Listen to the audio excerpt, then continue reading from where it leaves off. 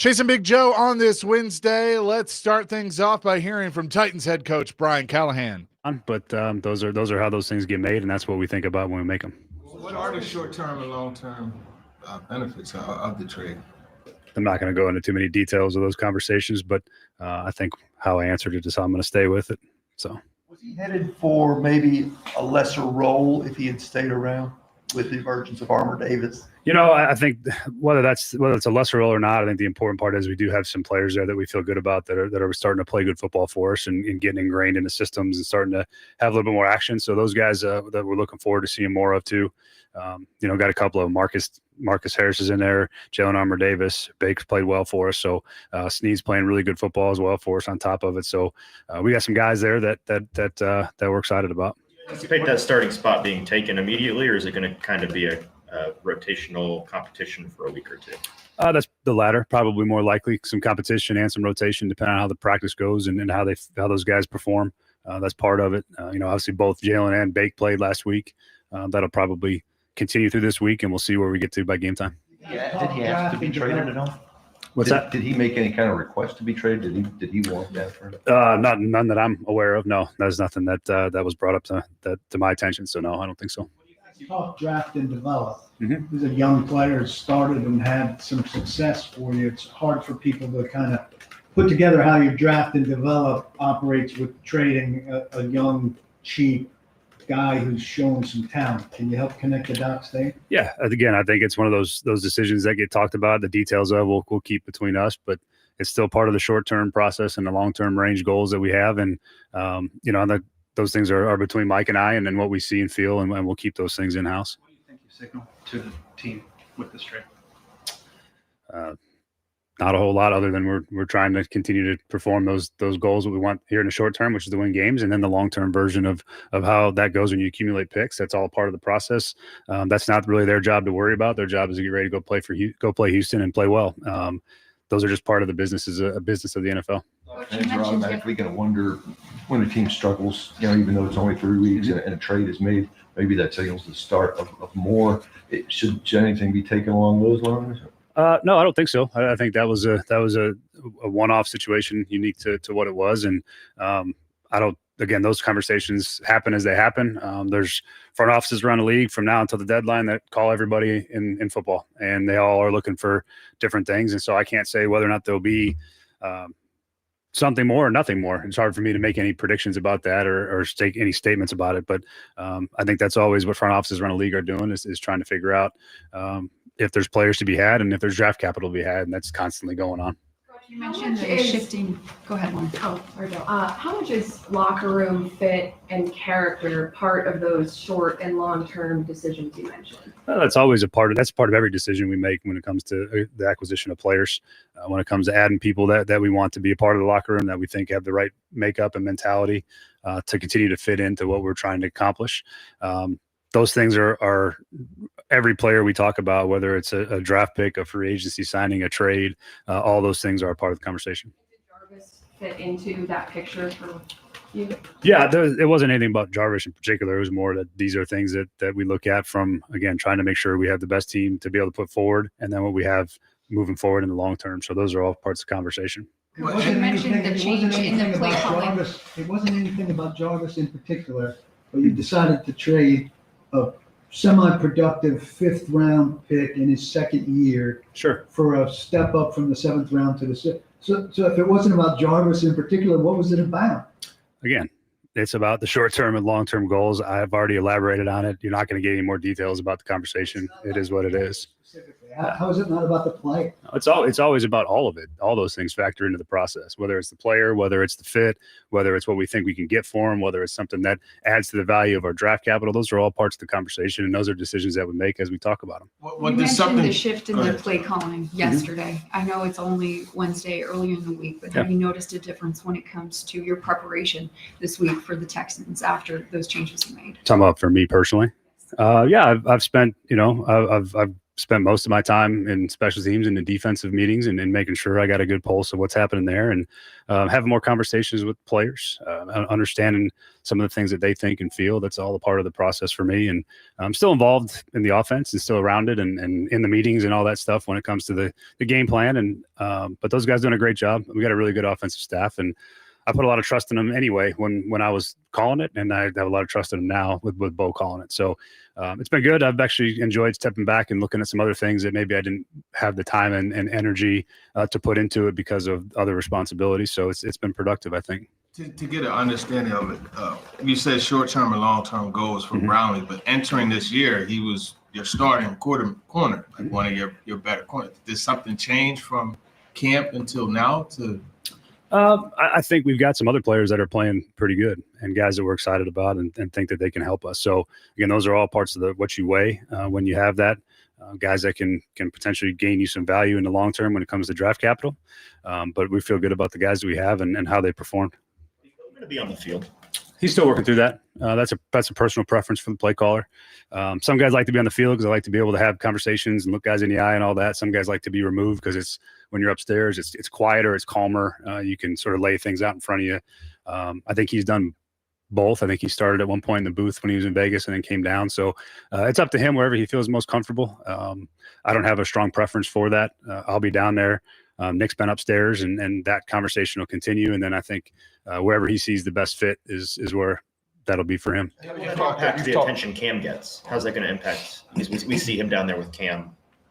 Yeah, the whole that's time. part of it. You know, that's going to be part of the equation. It's going to be up to him, and I don't know what the final answer is at the moment. I think he's going to work through that, but we got plenty of guys that can go have those conversations and talk through it. I mean, we're all on the headset, so there's nothing that's going to get missed if that's the case, if he calls from upstairs. But I'm not going to speak for him. He'll figure that out, and we'll have a plan in place for that if he does. Talk about playing with the desperate mindset. I know some players said that on Monday as well. How do you do that without maybe putting additional pressure on yourself as well, or players not putting extra pressure on themselves? So the first part one more time. You talk about playing with a desperate mindset maybe on Sunday.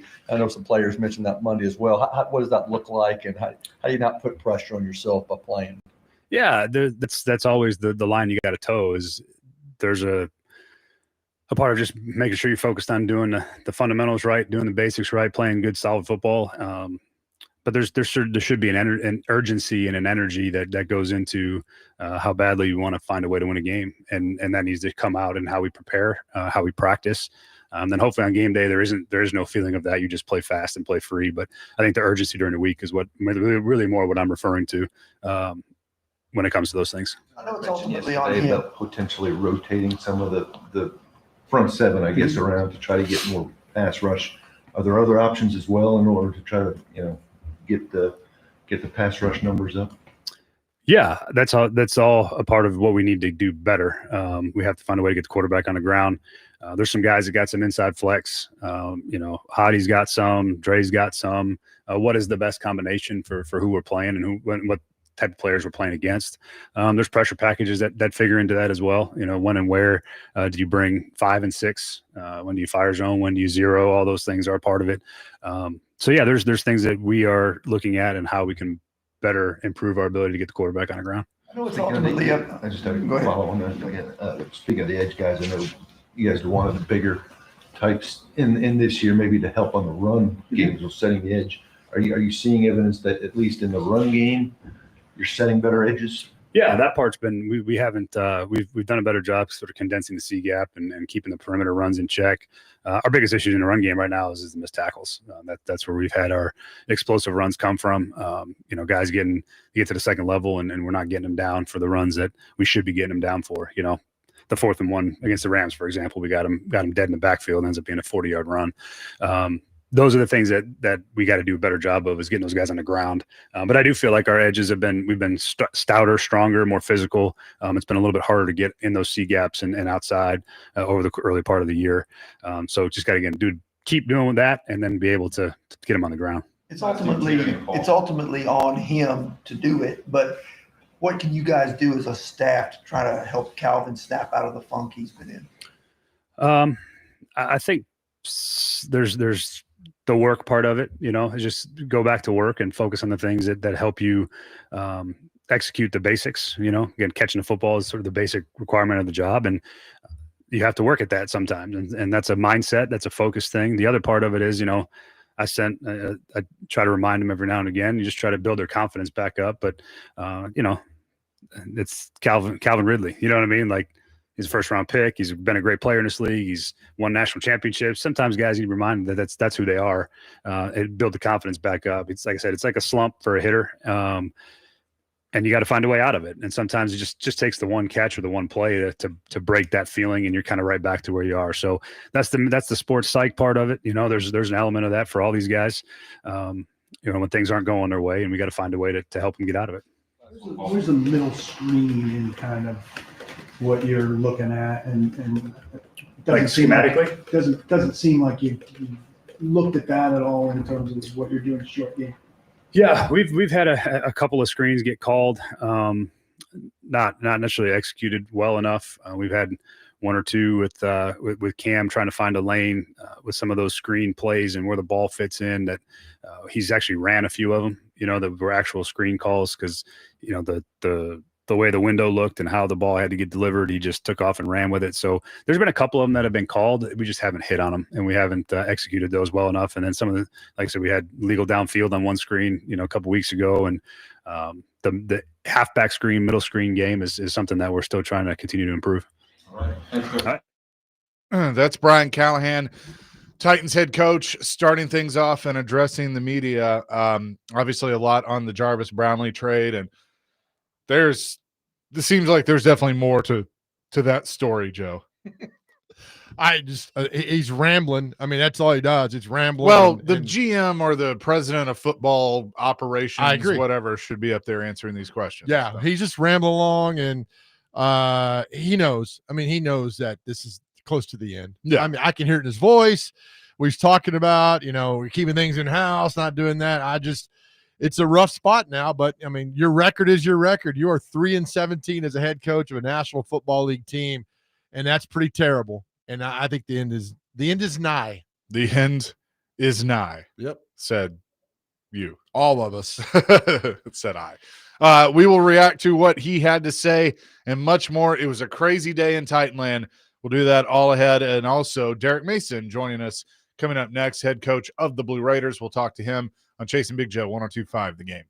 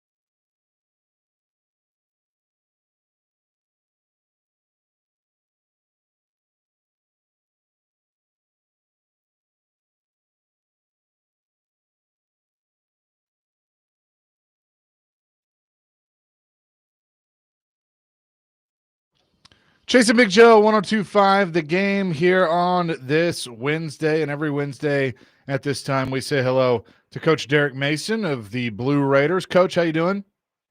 I'm doing well, man. It's Kennesaw week, man. We right back at it. What'd you learn from last week? I know it was a tight game, and then it got away from you there at the end with Marshall. Obviously, had weather delays and different things that you had to deal with. But I know you, and I know there is no such thing as an excuse. So, what did you learn from your team? Well, we let some things happen to us. I think, man, Marshall's a good team, but what's happening to us is more self-inflicted than anything else. You saw the big penalty on fourth down. Man, trying to hurdle in a shield, and I think those things. It's hard enough to win ball games, but you can't beat yourself. Okay, you playing two opponents is tough. That was the message to the team. Hey, let's plan on playing Kennesaw, playing our best game on the road, but we could not beat Kennesaw and ourselves in the process. So let's play one opponent, and then let's put our efforts towards that, and that'll get us what we want. When you look at a situation like having penalties or the discipline, little things that you can sit there and preach to your team, and I know you do it. I've heard you do it. That we can't do these things to beat ourselves, and yet they still happen. I know how frustrating that must be for you, but what is the answer? I know if you knew that, you'd probably fix it, but like I just because I face it as a manager, and what I do here, you ask somebody to do something, they don't do it, and it's like where's the message being lost? Well, I think what happens is this, right? I think it can become like popcorn or loose change, right? Popcorn pops, like kernels pop. They don't all pop at the same time. And so we have to be more succinct in terms of how we hear things, how we see things, and how we experience things. We don't need to keep experiencing the same things. Like if they've happened to one of us, they've happened to all of us. So let's make sure, man, that the cumulative knowledge, the cumulative responses and sort of cultivation of like the experiences starts to lead us where we're trying to go. And that's what it is. I mean, it's still, it was the preseason. Now what we have is conference play. No margin, no room for error. Everything is still in front of us. It doesn't feel that way, sometimes when you look at the 1-3, but the reality of it is we haven't played a conference game yet, and it starts this week with Kennesaw. Talking MTSU head coach Derek Mason on the Chasing Big Joe show. And coach, you might have a different perspective because you get to watch the film and grade it. But from my viewpoint, I'm the positive guy. I'm telling you, I like the push your D line is given every single game. Those guys are playing their tails off. They keep it up. I mean, they're going to break through because they're in every game and they're pushing guys back and making plays. Am I reading that right? You're reading it right. Look, that group has been dependable and solid week in and week out. And like the rushing numbers may say differently, but it's not on that group. That group is doing a good job of building a wall. It's the edges, it's the fits, like at times from the second level. And look, back end, we have to defend deep ball better, man. We've got to play the run better off the edges, and people are going to keep scratching, where it itches. That's where the leakage is coming. But also on the positive side too, I saw some receivers come alive. I think this week getting Gamarian Carter back with that receiver crew and being able to go full throttle for us when we go to Kennesaw is something that I'm excited to see. We scored 28 and easily could have scored 35 or 42 points last week, without the penalties. Oh, absolutely. Funny, Coach, all the way back to Pee Wee football and junior high and high school and college and on and on. I remember coaches always yelling at us, keep your feet moving, keep your feet moving. Jaquel Middlebrook takes that to heart because that young man, his feet keep going. That opening run of the game versus Marshall the other night, other runs that he had, that guy's a warrior, and he plays hard and he runs hard and he looks for contact. To me, that's a huge plus for your football team.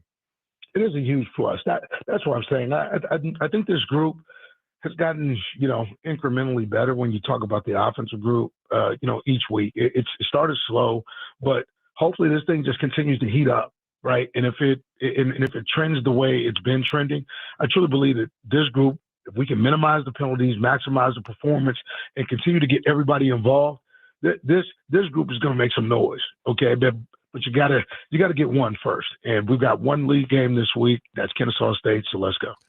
Kennesaw took down Arkansas State, which is a pretty good football team. What from Kennesaw do you must stop in order to win?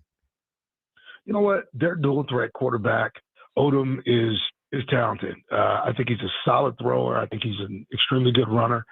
We've had to play running quarterbacks, and we found success in spurts. So the thing that we got to do is get this group behind the chains. They don't play behind the chains very much, so you got to get them behind the chains and get off the field on third down. So that's the tall task for the defense. Offensively, we got to put pressure on these guys. Okay, we've got to score early, often, and consistently. Coach, we appreciate it. Good luck against Kennesaw. We'll obviously be pulling for you, and we'll talk to you soon. Talk to you soon. Take care, Chase. Big Joe, let's get it. Absolutely. Derek Mason joining us here on the program. Coach of the Blue Raiders. They take on Kennesaw State starting at coverage begins at 3:30 on Saturday on Totally Hits 93.3. Kickoff at 5. And you can listen to it there. And then the off week, and then they do their Wednesday games. All through October, man. The 8th, 22nd, the 29th.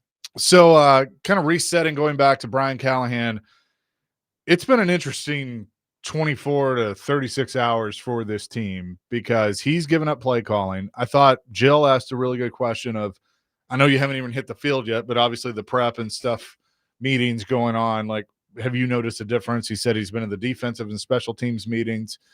Again, I don't know what kind of difference that's truly going to make because some of the decisions that we have criticized him on had nothing. Some had to do with play calling, right? But some did not. Some were game management and head coach stuff that, okay, if you really think you calling the plays has hindered that, then I think we got bigger problems. But, and then the Jarvis Brownlee stuff continues to be very strange to me. There was obviously a reason. They don't want to tell us what that reason is, but you don't just trade a second-year player that was basically a starter for you, right? Because of whatever BS he put out there. You trade a 5th rounder for a 7th rounder? Is that right? Is that what they're getting back? 6th They rounder? traded a 7th and him, who was a 5th rounder, and got a 6th. Yes. That's just really like, you need to get out of here. That tells me Floyd Reese used to always say there was a reason that a player was available. Bad talent or bad player, just wasn't good. Bad contract, bad guy, hurt. So it's one of those things. But the Jets took a flyer on him. Yeah, I guess. I don't understand it, but he's gone, and now people got to step up. But I think there's more to come. I really do. And if they lose to the Texans on Sunday, more of that's going to be happening and to see. But this is one of the worst case scenarios that you've got going on. And I don't think, him being in a special teams meeting in defense, like whatever. They ain't gonna do anything, man. PK tweeted 14 minutes ago, Brian Callahan at maximum ridiculousness says trade wasn't about the player specifically. How is trading Jarvis Brownlee not about Jarvis Brownlee? But you made a good point. He shouldn't be the one answering that. I agree. You GM should get up and say, here's what we did. If you want to be completely transparent, there you go. But they're not going to be. That's a sign of a bad football team, bad organization, bad front office, bad all the way around. Well, and I wonder too if Brinker and Borgonzi are just like, look, let him go take it because we're going to fire him anyway. I mean, that's honestly how it feels. Could be. And like you can read his face, his body language, like he knows. So if they go 0-4, I think he'd last this weekend. 0-5 at Arizona, and typically the team has stayed out on the West Coast when they've had back-to-back West Coast games. Do we know they are for sure doing I don't know. They've always done that. Yeah. They've always done that, back-to-back games like that. So if you're 0-4, you head west to Arizona now. Do you fire him when he's out there? Do you fire him when he comes here? There's a lot of factors involved here because you go 0-4. Well, Arizona. Do you bring the whole team back if you're gonna? I mean, it's a great question. I mean, they know. There's a timeline that they know over there. 0-4, it's a disaster. You bump McCoy up. Yeah. There you go. To me, if they know they're going to do it at some point during the season, if they go down to Houston and lose to Houston, that's when you do it. I think so. Plus, Because you do it before that. Yeah, that and West Coast Hardegree's got a week of calling plays under his belt. I know the relationship him and Mike McCoy have, but you got that.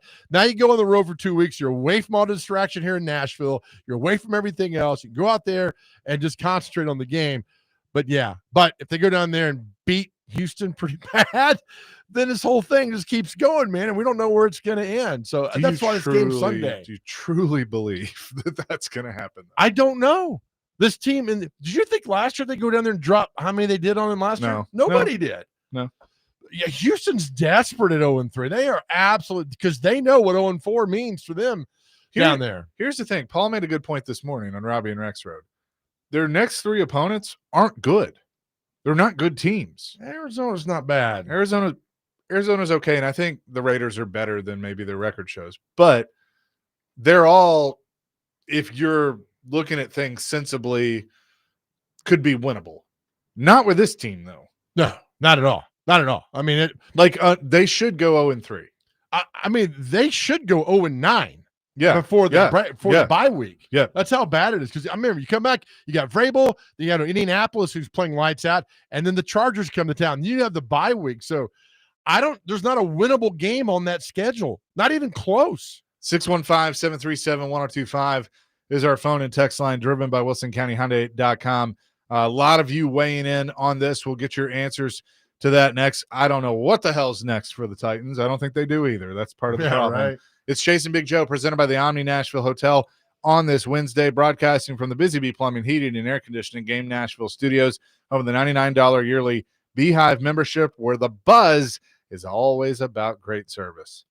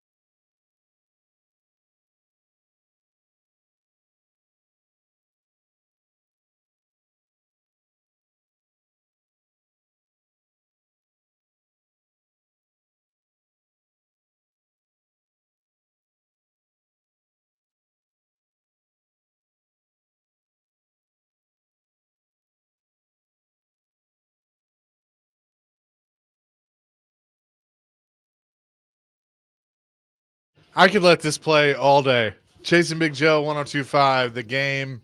This has been voted the worst song of all time, and I Really? completely disagree with this. I like the song. It's about corporate greed, man. Yeah. Taking it down. Yep. I like the song. Jefferson Starship. Yep.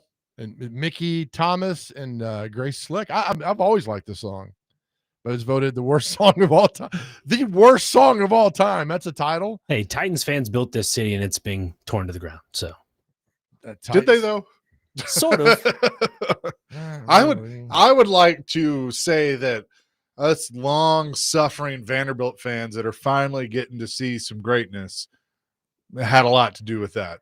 I heard one call in to Jake's show today, and I heard him say a phrase my dad used many times. I've been a Vanderbilt fan for 50 years, and just, Dad would say to people when they would say that, I'm so sorry. Yeah, I mean, but it's true. We love them. Who thought Vanderbilt would come to save us? They have. I mean, anytime I see Clark Lee pop up on anything, I stop what I'm doing so I can listen to him. We watched the documentary, the Netflix documentary on the SEC, but seeing Clark Lee in that light, and what he's done, I mean, you just got a whole new respect for that guy. Here's what I love about it the most. He's not just some guy they hired in to be the next head coach. Right. Yeah. He's a guy that grew up in Nashville, went to NBA, went to games on West End, went to Vanderbilt. Like, he knows all that stuff. He knows that same old Vandy. And he's like, I'm going to be the guy to change all that. And took a while. It took a while. It took getting the right people, because that's what happens. You got to get a Diego Pavia. You got to get a Eli Stowers. You got to get a Tim Beck. You got to get a Jerry Kill. But it's just so awesome to see. And I hope it keeps going. Like, they got to take care of business Saturday, and then 2:30 next Saturday against Alabama. Yeah, and the thing is, don't text in and say, well, if you give Clark Lee time, you got to give Brian Callahan time. It's totally different, though. I'm telling you, it's 100% totally different. As my friend will say, hell, that's a damn 360. It's not. So yeah, but good for them. And we went on Saturday and then move forward and do that. All right, our question of the day is, and again, we love you guys. I mean, let me take care of it. Sure. Let me pay bills, and then all right. Question of the day is presented by Aries Tactical. Your safety, your skill, your Aries Tactical. Check them out at ariestactical.com. Joe, what is our question? There we go. We love Aries Tactical. We love Aries Tactical. It's one of the great places around. Up in Gallatin. We love Gallatin, right? We love Gallatin. Love Sumner County. Anyway, all right. So our question of the day is, Thank you. By the way, our visit that day still makes me laugh, because we had the best time at Aries Tactical in Gallatin that day. We couldn't stop laughing at everything that we were doing in there. A lot of fun. All right, here we go. Question of the day. And you guys are great. I hear your responses on Robbie and Rex in the morning. It's so funny. So, all right, 615-737-1025. What's the first play of the game do you want to see from Bo Hardigree on Sunday? What's the first play of the game? In fact, what would you call? If you're sitting next to Bo Hardigree and he says, hey, what would you call on this play? What play would you call opening play on Sunday versus the Texans down in Houston? 615-737-1025. Well, I mean, we already know what formation that I'm going to be running things out of. What do you got? Give it to me. The wing T. All right. We're going to run the wing T. And I think we're going to have a tailback screen over to Calvin Ridley, and by God, he's going to catch it. Okay, now that's different. All right, he's got to be in the backfield, because that wing T goes quick back and forth. So you got to move, you got to misdirection one guy and toss another guy. It's be an A back in that formation. Yeah, that's why they don't have a lot of double guys in the backfield anymore. That's why those plays don't. So it's quarterback, fullback, tailback. And then there's usually a wing. The guy right off the wing that comes in, yes. Okay, so that could be Io Manor. So Io Manor could run motion.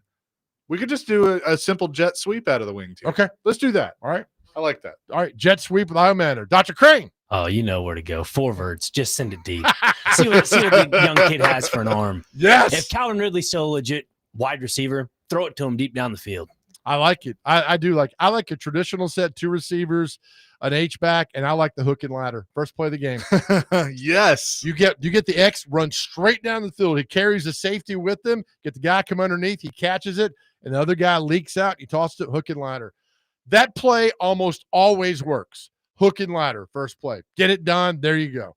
So we have the wing tee, we have the bombs away, Four and verts. and the hook and You ladder. could also run quads out of that too on the left side. That'd be nice. Too bunched. Restrepo's the last guy Hey, and if behind. it doesn't work, you want one of your favorite impressions will say, "Get that son of a off the field." So there we go. That's our. We want to hear from you guys. What would you first play of the game? I mean, they're going to do something, probably a little RPO to Pollard, and he gets a yard or Look, two. I think Eli has a realistic, one that they could totally do that would just be awesome and catch them off guard, and I think would be effective. A simple flea flicker. Run the flea flicker. Yeah. They could do it. Like First Cam and Pollard doing that, you could totally do it. I could see that. I think that is perfect. Did you see the double option that Dan Campbell ran the other night? It was beautiful. Yeah. Oh, it was with Amon-Ra and, yeah. I mean, it was amazing play call. I mean, that has stones. Dan Campbell has stones to call that in a game, and they executed it perfectly. But yeah, I like this. I like all of us have the thing of up tempo. Yours was up tempo, Chase. Dr. Crane's up tempo. Mine's up tempo. Go up tempo. And further on, get Cam out of the pocket.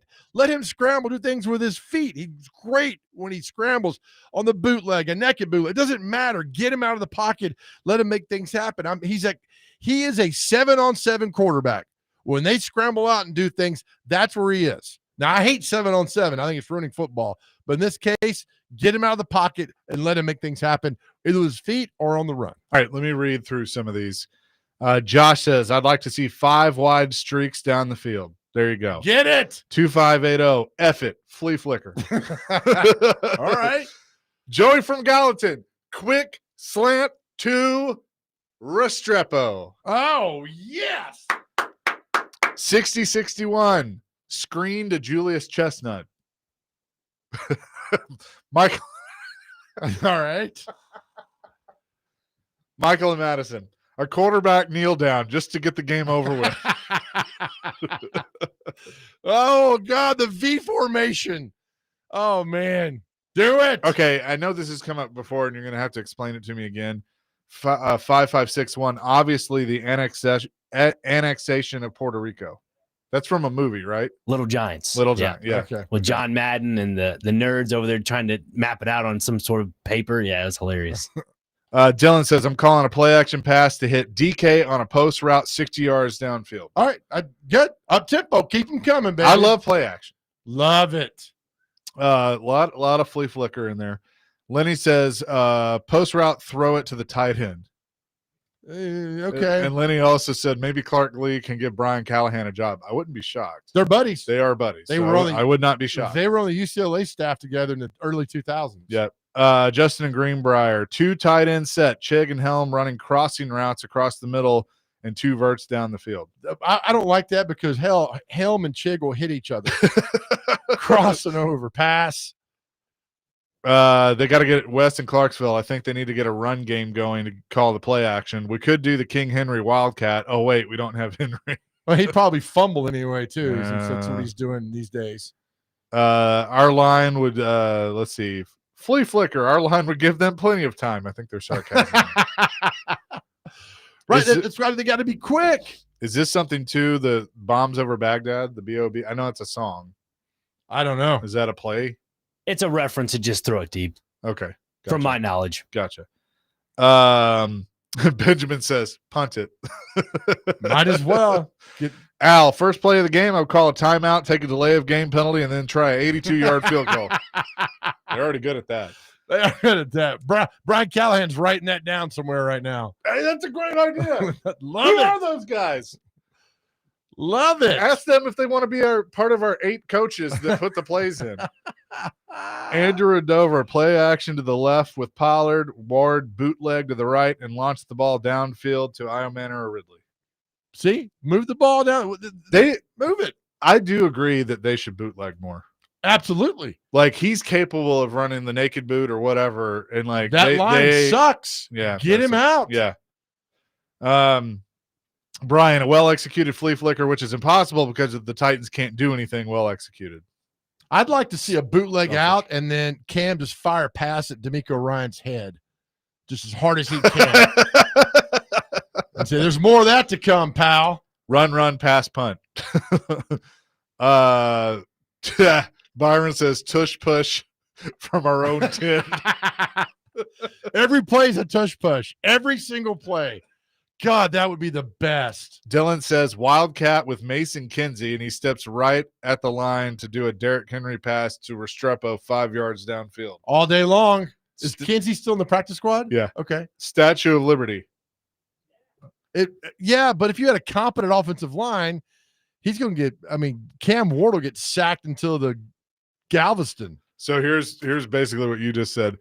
2899, 3-step drop and have Cam throw it as hard as he can and hit Callahan right between the eyes. Oops. My bad, coach. Calvin ran the wrong route. West and Clarksville, I almost guarantee the first play will have a penalty. That should be a prop bet. Oh, they'll probably run something completely just amazing 80 yards downfield for a touchdown that'll get called back for a hold. I can see that happening. Yep. Gover says, what about the blind flea flicker? Pollard up the middle, and then when he swarmed, no-look toss over his shoulder to Ward, who goes deep. That would be amazing, but I'm awesome. Yeah, But there's no way they're good. There's no way. Statue of Liberty have Ward launch the ball at Callie's Nards to take him out of the game. To get rid of him, yes. No, what do you think they're going to run on the first? I bet they something little Pollard off tackle. The same old conservative garbage we've seen forever. All right, I want to tell a quick story. Yes. So when I was in high school, one of the things I did during games is I was throwing the ball into the ref. So I would change the football out and make sure the ref got it.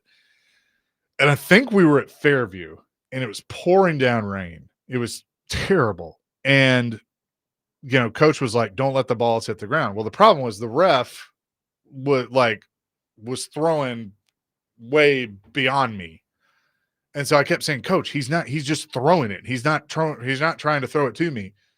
And of course, coach is like, "Catch the damn ball, get the ball." And so finally I'm like, "Okay." And I'm hustling and I'm trying to keep the balls dry and everything. And the ref throws one, like I'm right here next to coach. He throws one so bad and off the mark, it hits coach right in the jewels. In the Yeah. And I'm like, and finally he's mad, but he looks at me and goes, "I see what you're saying." He get mad? I'd gotten mad. Oh, he got mad. But he's like, "Will you throw the ball to the ball boy?" Oh my God. Yeah. So it was pretty funny. Dylan says one more, we'll go to break. The Philly special would actually work. I actually think that the Philly special would work too. Yeah. You got to do something different. It's very hard to defend that play because it's very hard to see it coming. We'll continue to get to this throughout the show. Our question of the day is, you call the first play with Bo Hardigree. What are you calling? 615-737-1025. Our phone and text line driven by WilsonCountyHyundai.com. We will get to that throughout the show. Hey, DVD with Derek Mason, Adam Vingan, and Willie Donick will be broadcasting live from 3 to 6 at Jimmy Kelly's this Friday as they celebrate the opening of their all-new rooftop dining area and bar. It's also a great place to go before and after Vanderbilt games. Check that out on Friday. Chasing Big Joe, 102.5 The Game.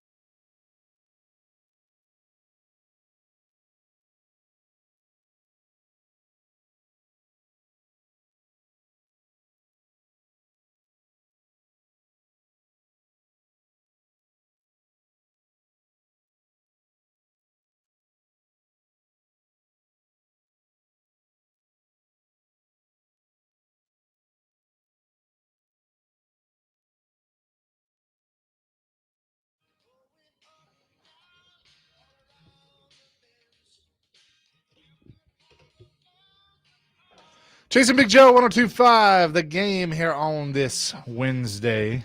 Let me tell you something real quick that a lot's been made about how the Titans weren't ready on Sunday and they came out and the coach noticed that. But tell you a quick story. 2012, Alabama comes to Knoxville to play Tennessee. I'm on the field. Tennessee's whole team's out there. Alabama's not out yet. All of a sudden, Alabama's special teams come out, and here comes Saban. I'm in the sideline. I'm with a friend, and the entire Tennessee team turns around and looks at Saban walking out.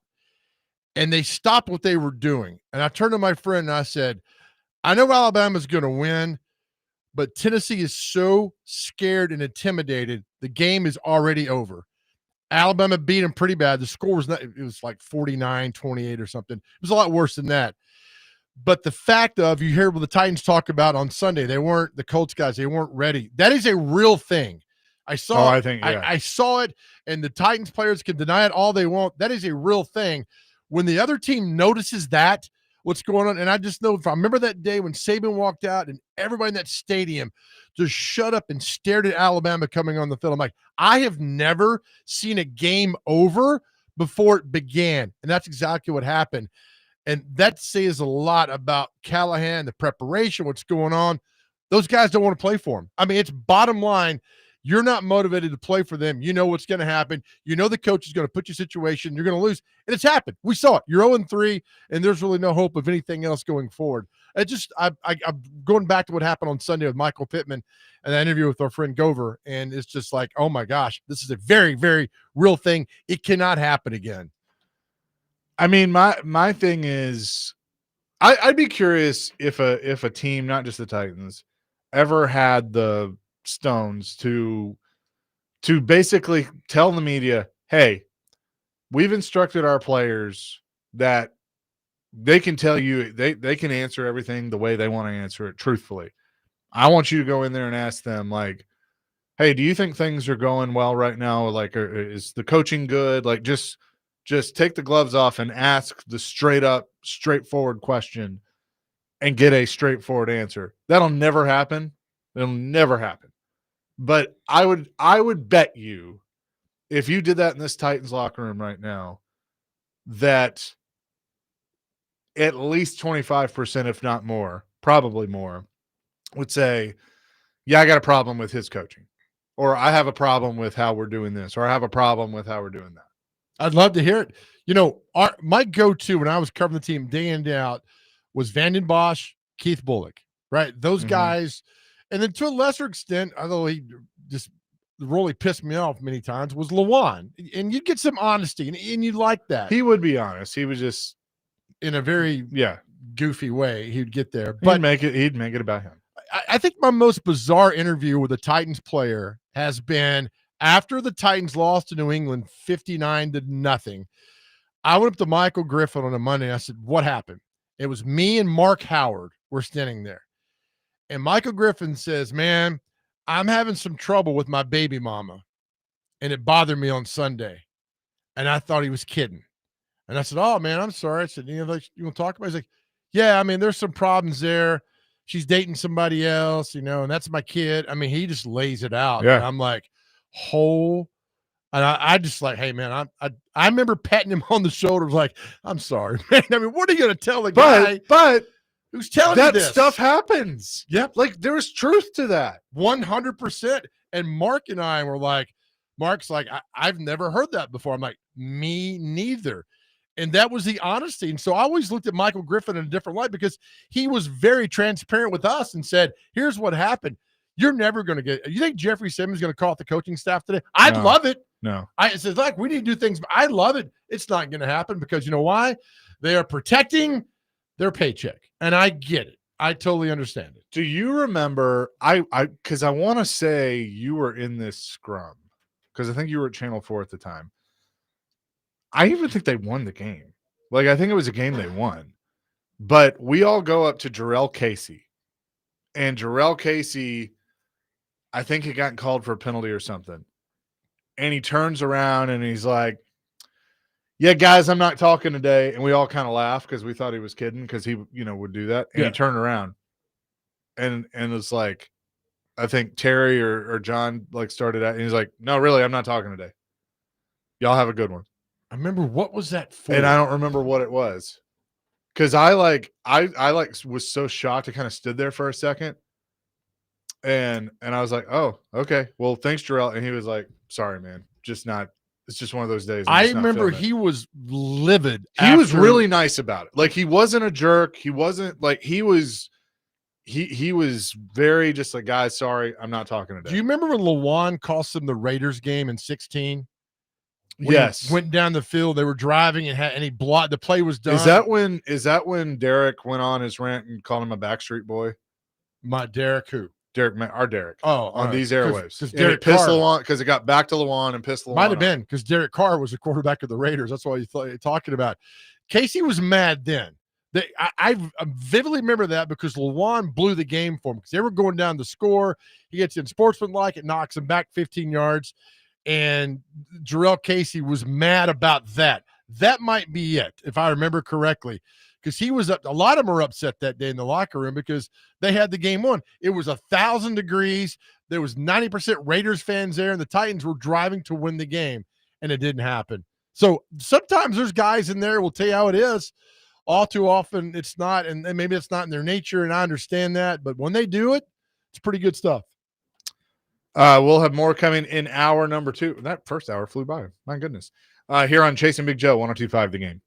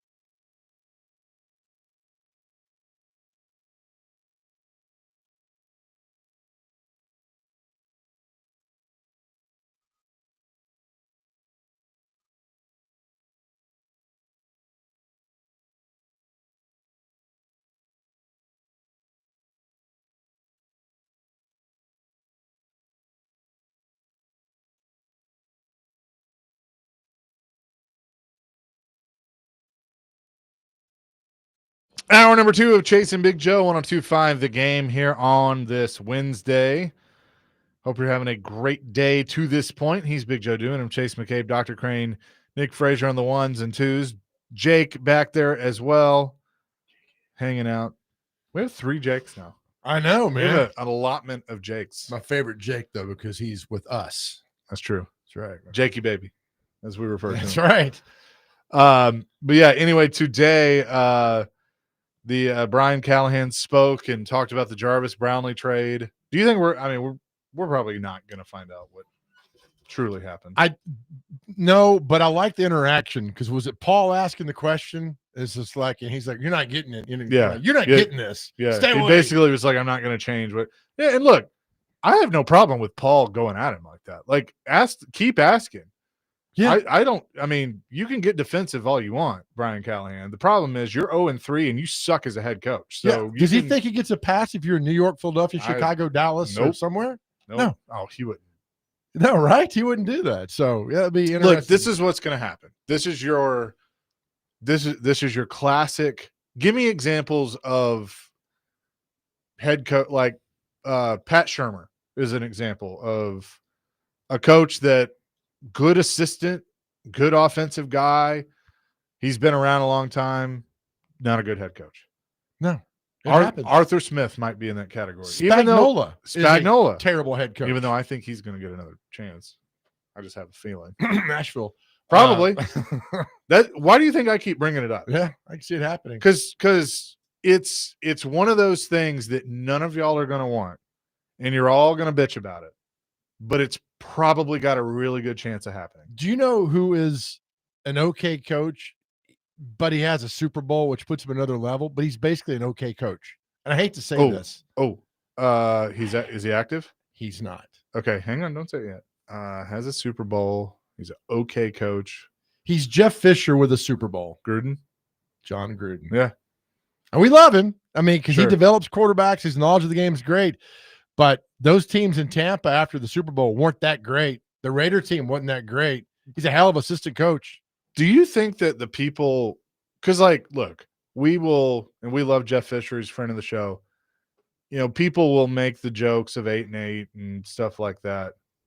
But if you really look back at his tenure, now, you know, take the Rams aside, but his whole tenure here, you'd sign up for that in a heartbeat compared to what. Well, the has 8 been and going 8s on. were competitive. They were competitive. They 8 and 8s. fought. They fought, and it set up for, you know, the Super Bowl run, which was a team that was an okay team that just overachieved. The next year, the 2000 team was the team. Well, That was the best team he ever Look had. at 96, 97, and 98. How Floyd drafted that team. They were good. Hell, at 98, they were 8-6 going to those last 2 games a year with a chance to make the playoffs. And they had the run. 04 was not that good because the salary cap hit them in 05. They were bad. But they rebounded in 06. Playoffs in 07. 08, they went 13-3. 09, they started 0-6, but they rallied really good. But they were competitive. This team now is not 09 competitive. You tell me if I'm right or wrong. I think 09 was Bud's fault. He wouldn't pay Hainsworth because he never wanted to pay anybody, but he wouldn't pay Hainsworth. Okay. Schwartz left to become a head coach. That's not his fault. Keep But going, yeah. Fisher made a bad hire at DC. I will say Is that. that Chuck Cecil? That was Chuck Cecil. That was a bad hire. Chuck Cecil. Yeah. I think that was a bad move. But not paying guys. And Vandenbosch left. Yep, to the Lions. Yeah. So you lose 2 key guys. And then on you started the with D-line. Kerry Collins was your guy. I mean, Yep. and then And I think Bud was pushing Vince behind the scenes. well, they started 0-6. Then I think that was the year where when they started 0-6, they rallied, they won like 4 or 5 in a row. The last 5 or 6 games, Fisher, and he'll never admit it, and Jeff's our friend, it was all about Chris Johnson. I'm telling you, it was about getting Chris Johnson 2,000 yards. You could watch it, you could see it, you go back and watch it. You watch an 09 season from that perspective of getting Chris Johnson 2,000 yards, and you'll see exactly what we're talking about. And he got his 2,000 yards at the end of the season in 2009. But they fought, man. They even with Munchak's team, they weren't awful. This team is awful. I mean, from top to bottom. Let me ask you. All right, so the first round pick, camp doing well. The second round pick, where's this guy? Oladejo? He's terrible. Yeah, because he's not an edge rusher. Why would you take this guy in the second round? Which makes me feel bad because you've got the really good guy from Penn State, Winston. I think he's good. He's going to be he's coming off an injury. That's going to be your Jeffrey Simmons. Yeah, and you got Io Manor, and you got DK, and then you got Jackson Sloan. You drafted really good. Stop That's drafting going to be projects. a really, Kevin Winston, I think is going to turn out to be a really good pick. Stop drafting prospects. Well, not in the second round. Not in the second round. Don't do that. I don't have a problem with taking a flyer on a hurt guy that's an ACL in the third round. And that's what they did. Because if he doesn't get hurt, Winston might have been a first round pick. Yeah, well, Simmons was hurt. Right. Out of Mississippi State. Like there are times where, depending on what the injury is, that it's okay to do it. A hurt back, not so much. Yeah. But, an ACL, okay. You're going to bounce back from that. It might take a year or so, but you're going to bounce back from that. Was the Brownlee thing, and I want to hear this audio again in a minute. Was it a I know they do it in politics all the time. Was it a distraction? Was it something like, all right, we're going to do this and not talk about that? Maybe. Ricky just said that Femi kid is Kevin Dodd 2.0. Yeah. He might be. And then what did John Robinson say about Kevin Dodd, which was really good? He's like, you ever go on the dating app and then you get catfish? The picture doesn't match the person when you see him in person. I was like, this is good, John. Really good stuff. What I would love to do is if I could spend like 6 weeks with an NFL team's talent evaluation department. Like if all teams would just basically say, hey, we're going to pick a media member out of each market, and you get to go spend 6 weeks with talent eval and draft prep, I think it would be so eye-opening and change how a lot of us think. Because I think so. And look, I've taught, people, I know people, we've talked to people over the years and kind of get a sense of it's not as easy as you think it is. It's more than just watching film or watching a guy on a game day, or because in essence, like the tape and everything that you're sent, that's the highlights. Sure. You need to see the lowlights. You need to see how they bounce from the lowlights. I asked Derek Mason, not our Derek Mason, MTSU Derek Mason, one time about scouting players. And I said, you get the tape? He's like, no, I like going to the games on Friday nights because when everything goes bad, what's he doing? What's that guy doing? Yep. Is he lifting his teammates up? Is he sulking? Is he off to the side? That goes a lot. Jimmy Johnson famously did this when he's recruiting in high schools. He would go and talk to people, your teacher. Hey, is Chase going to class? What kind of student's Chase? The janitor. Russell Maryland's story is fantastic. Talking to a janitor. He sees Russell Maryland at 6 feet tall, dunking a basketball, and like, why this guy in the highlights? Well, he's kind of quiet, coach, but he's got talent, and he gets. There's different ways to do things. How did our Derek Mason, as a fourth rounder, make it? What drove him? I want to know what drove him to make it. Yeah. Because odds are a fourth rounder, you're about 50-50. That dude turned out to be a badass. What clicked with him? Why can't you find that? How hard is it to find that mindset that goes forward instead of finding a Kevin Dodd or a Ryan Leaf or Jamarcus Russell? We can go on and on and on of guys that just don't get it, who just don't like football after a certain point. And that's it. What's the fourth rounder mentality that the league is peppered with fourth rounders now of guys who get it? Find that. And that's mental. And that's really hard to find. 100%. 615-737-1025 is our phone and text line, driven by WilsonCountyHigh.com. Reset our question of the day. Our question of the day, Bo Hardegree's taking over play calling on Sunday. What's the first play of the game you want to see from Bo Hardegree? Basically, what play would you call if you had to call the first play of the game on Sunday versus the Texans? 615-737-1025. Y'all's responses every time we do a question of the day are outstanding. So thank you guys very much. Fat Hog in Murfreesboro says, my first call of the game will be to Papa John's. Man, it's Papa John's, Super Bowl champion 50. We'll have more coming on that and much more. Chasing Big Joe, 102.5 The Game.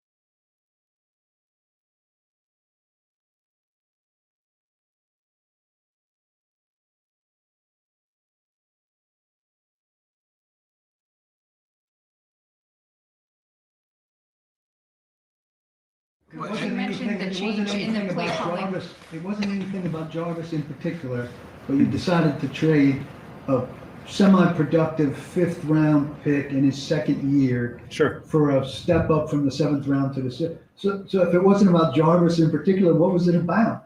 Again, it's about the short-term and long-term goals. I've already elaborated on it. You're not going to get any more details about the conversation. It is what it is. Specifically, how is it not about the player? It's always about all of it. All those things factor into the process, whether it's the player, whether it's the fit, whether it's what we think we can get for him, whether it's something that adds to the value of our draft capital. Those are all parts of the conversation, and those are decisions that we make as we talk about them. That was Brian Callahan. Little, you know what? He does something that I do, and I hate that I'm about to reveal this because all of y'all are going to pick up on it.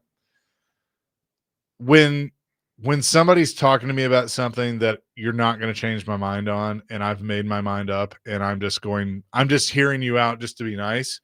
Sure. Yeah, sure. I got you. Is that what you do? That is my, like, you're just go ahead. It makes you feel better, but I've made the decision, so we're moving forward. He does that. I don't like and nobody's asking me. I just don't like the smart ass tone of. Yeah, no, I agree. In our ivory tower, you're not getting access to any of this. Just tell people I traded him. He's gone. The famous Chris Rock line. Is he here? Screw him. He's gone. Talk about him. Doesn't matter.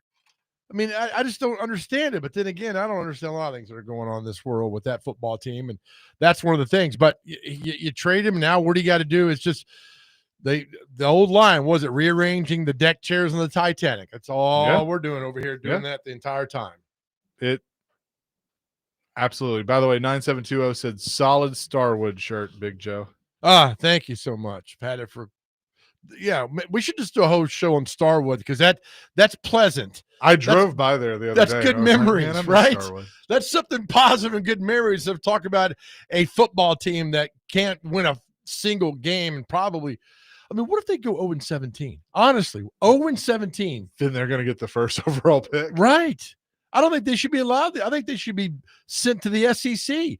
Doesn't the EPL do that for a soccer team? Is that right? Relegation, yeah. They do it all over the world. What's it called? Relegation. Relegation. So what is the league under the EPL?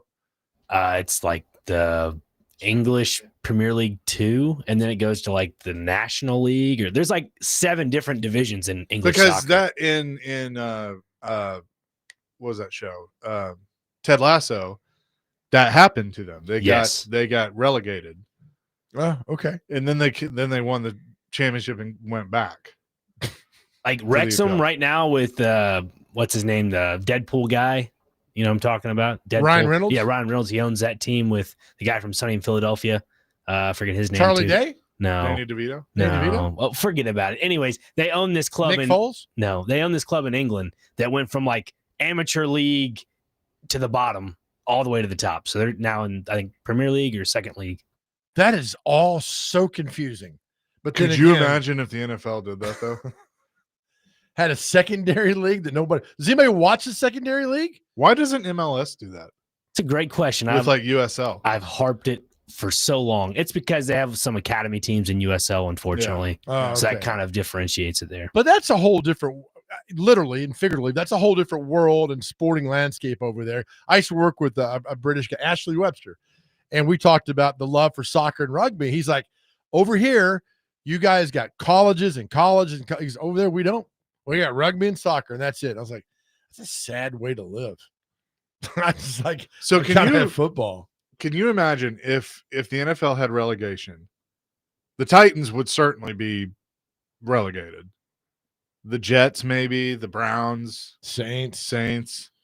This year, yeah, the Browns for sure. Yeah, I mean Cardinals. You know how I feel about the Cardinals, man. Like, but the Titans would never.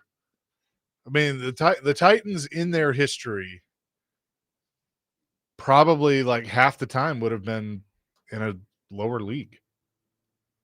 They've had the Titans. They've had, is it 50-50 on their 800, on their 500 seasons? Maybe that's pretty. Well, I if think only so. there were a place.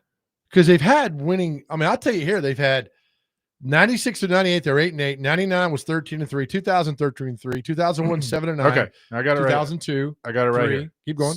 All right, so 97 was the first year in Nashville. 8-8. Mhm. 8-8.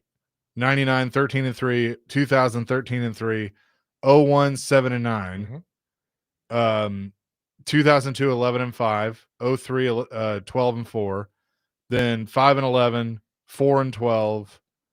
8-8. Yes. 10-6. 10-3. 8-8. 6-10. That was Fisher's last year. 13-3. What? 13. You said 10-3.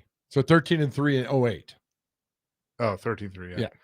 6-10, 9-7, 6-10, 7-9. You know, looking at Munchak compared to some of the BS we've had, Right. He wasn't that bad. Right. 2-14, 3-13. Vrabel went 4 straight years and 9-7. Well, actually, Malarkey's in there too. So 4 straight years and 9-7. 11-5, 12-5, 7-10, 6-11, 3-14. And Not bad. 3. It's not bad. No team is going to be I perfect. forgot every year. they had 4 straight years of 9-7. So what did they do in 16? Was that a 9-7 year? That was the first 9-7 year. Okay. And then 17 made the playoffs at 9-7 and lost in the divisional round. Thumped Kelsey and the boys. Yep. Vrabel's first year was 9-7. It came down to that Sunday night game against Indy. Mariota didn't play. Mariota was hurt. Gabbert played. He's terrible. And then 19. I forgot they went 9-7 in 19. The year they went to the championship game. They were bad because Mariota was awful as a quarterback. Right. That's right. Terrible. And then 11-5, lost in the wild card. 12-5, they lost in the divisional round after being the 1 seed. Let me do this for me. What is their record now since Amy fired John Robinson? I'm curious. Okay. That'll take, because again, was that 22? Yeah, that was after the Philadelphia game in 22. Because again, Amy Adams, I think, is 100% responsible of this disaster we see at Nissan Stadium now. So after that game, they went 0-5 for the rest of that year. And then, so let's see, 0-5, 6-17, 9. What's 17 plus 14? 31. 9-31. They're 9-34. If I did the math right. Is that 29%? Yeah. 28%? That's the clip at which this football team is winning games. If that doesn't wake you up to what a disaster she is as an owner, nothing ever will. Nothing will ever open your eyes as bad as she was for firing John Robinson, letting Vrabel go. 33. Yeah. So they're 9-33. 9-33. All right. So that is what are we looking at? So that might be last way. That's 42 games. That's less than 25%, right? Damn it. Jake's back there smart. 21.4 is what he said. 20. That's the clip you're winning since you fired John Robinson. And you tell me, and they've tried to argue with us that when you fired John Robinson, players don't care. They care. Our soccer insider at the Unathletic says it's EPL, Championship, League One, League Two, and so on and so forth. I ain't paying attention to that nonsense. And he's disappointed that you let me down on that. I'm not a big EPL fan, so that's the thing. I'm all the one, but you're a big EPT fan. I don't even know what that is. Is that like a nervous response team? It's an early pregnancy test. Calling me fat? Oh, you're missing the boat. God bless you. I mean, you are as precious as the day is long. God. All right, changing my diet tomorrow. That's not what he's saying. Oh, man. I'll tell you in the break, Bubba. Love you, man. Big time. So they're winning at 21%. Does that clear it up for people out there? How disastrous Amy Adams is? 21%. Because you had to fire John Robinson. And what's going to happen on Sunday when you drop an egg in Houston, you're going to fire this guy. I mean, you need to remove yourself from the equation and get out of there. And y'all continue to defend her. She is a terrible owner. She is her father's daughter. Pretty So- simple. So Vrabel without Robinson went 6-16. Yeah, keep crunching the numbers, man. And then this idiot is 3-17. 3-7. He's won one game at Nissan Stadium. He can't coach. It's okay to fire him. He's going to be okay. He's got millions to be paid out by an owner who's worth a couple billion. Don't give me the selective poverty stuff. It's time to start anew and get somebody who knows what they're doing. Stop going with the flavor of the month. Stop doing that. They need to hire, who's that assistant coach that filled in at Michigan when the guy's out? Big fat slob, but the players love him. The coach from Appalachian State, or Charlotte. He was at Charlotte. Hire that guy. Give coming. Have these guys that somebody they love to play for. Stop hiring flavors of the month. Oh, he calls plays. He didn't call plays. While he was on that team, he didn't do anything for Peyton Manning. Didn't do anything for Matthew Stafford. Did nothing for Derek Carr. Did nothing for Joe Burrow. Go on and on. He did nothing. They were already elite players. Get rid of him. Move on. Bring somebody else in here, and let's fight this. It ain't working. 21%. That's what they're winning since John Robinson got fired. 21%. Hell, we could get it 21%. I'm pretty sure we could. Yeah. And then here others. J-Rob's drafts and free agent whiffs are most to blame for why Vrabel has gone in the current Titans issues. It's not all of it. It's some of it, yes. I'm not giving him a pass, but there's more to that too. So well, when they were number one in 21, they didn't have Isaiah Wilson. They didn't have Caleb Farley. There's a lot of guys still that were out. Yeah. They were good that year. I'm not saying he had bad drafts, and he admitted that. He admitted his mistakes when he came on our show.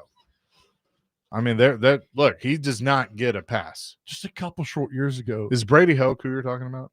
No, it's he did it right now. He's a guy. Biff Poggi. Biff Poggi. Oh, that guy. The guy that when Saban ripped on him on game day, he ripped back on Saban. Saban's like, last time I saw you, you were walking around, not doing anything and paying players. And the Poggi's like, I learned it from you, coach. And they were just lying. It was pretty funny. But get some guy in there that they respect. Wait, stop doing this. Stop doing this. 615-737-1025. That's our phone and text line driven by WilsonCountyHoney.com. We are fired up on this Wednesday. You can be fired up with us as well. We'll have more coming here on Chasing Big Joe, including we'll get into a little college talk coming up next here on 102.5 The Game.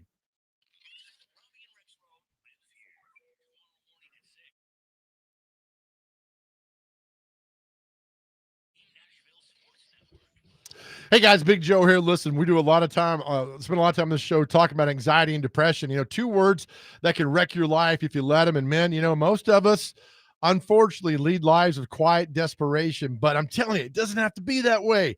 That's why we are so honored here at 102.5 The Game to be partnered with Unity Psychiatric Care, based right here in Middle Tennessee, to get you back on track and living the life you so deserve.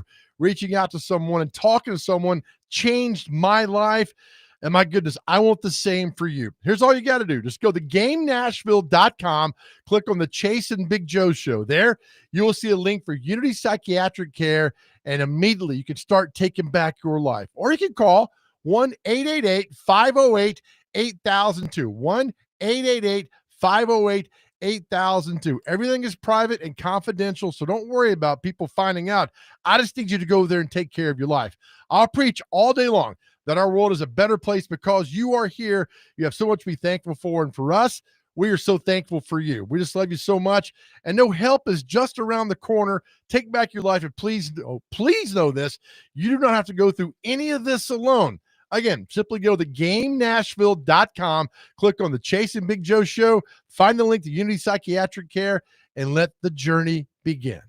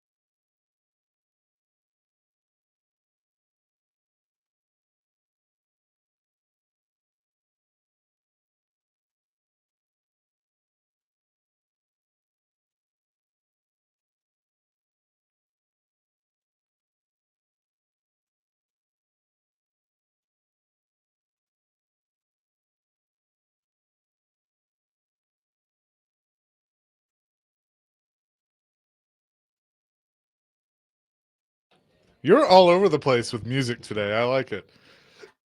Who is this? This is McAllen Band.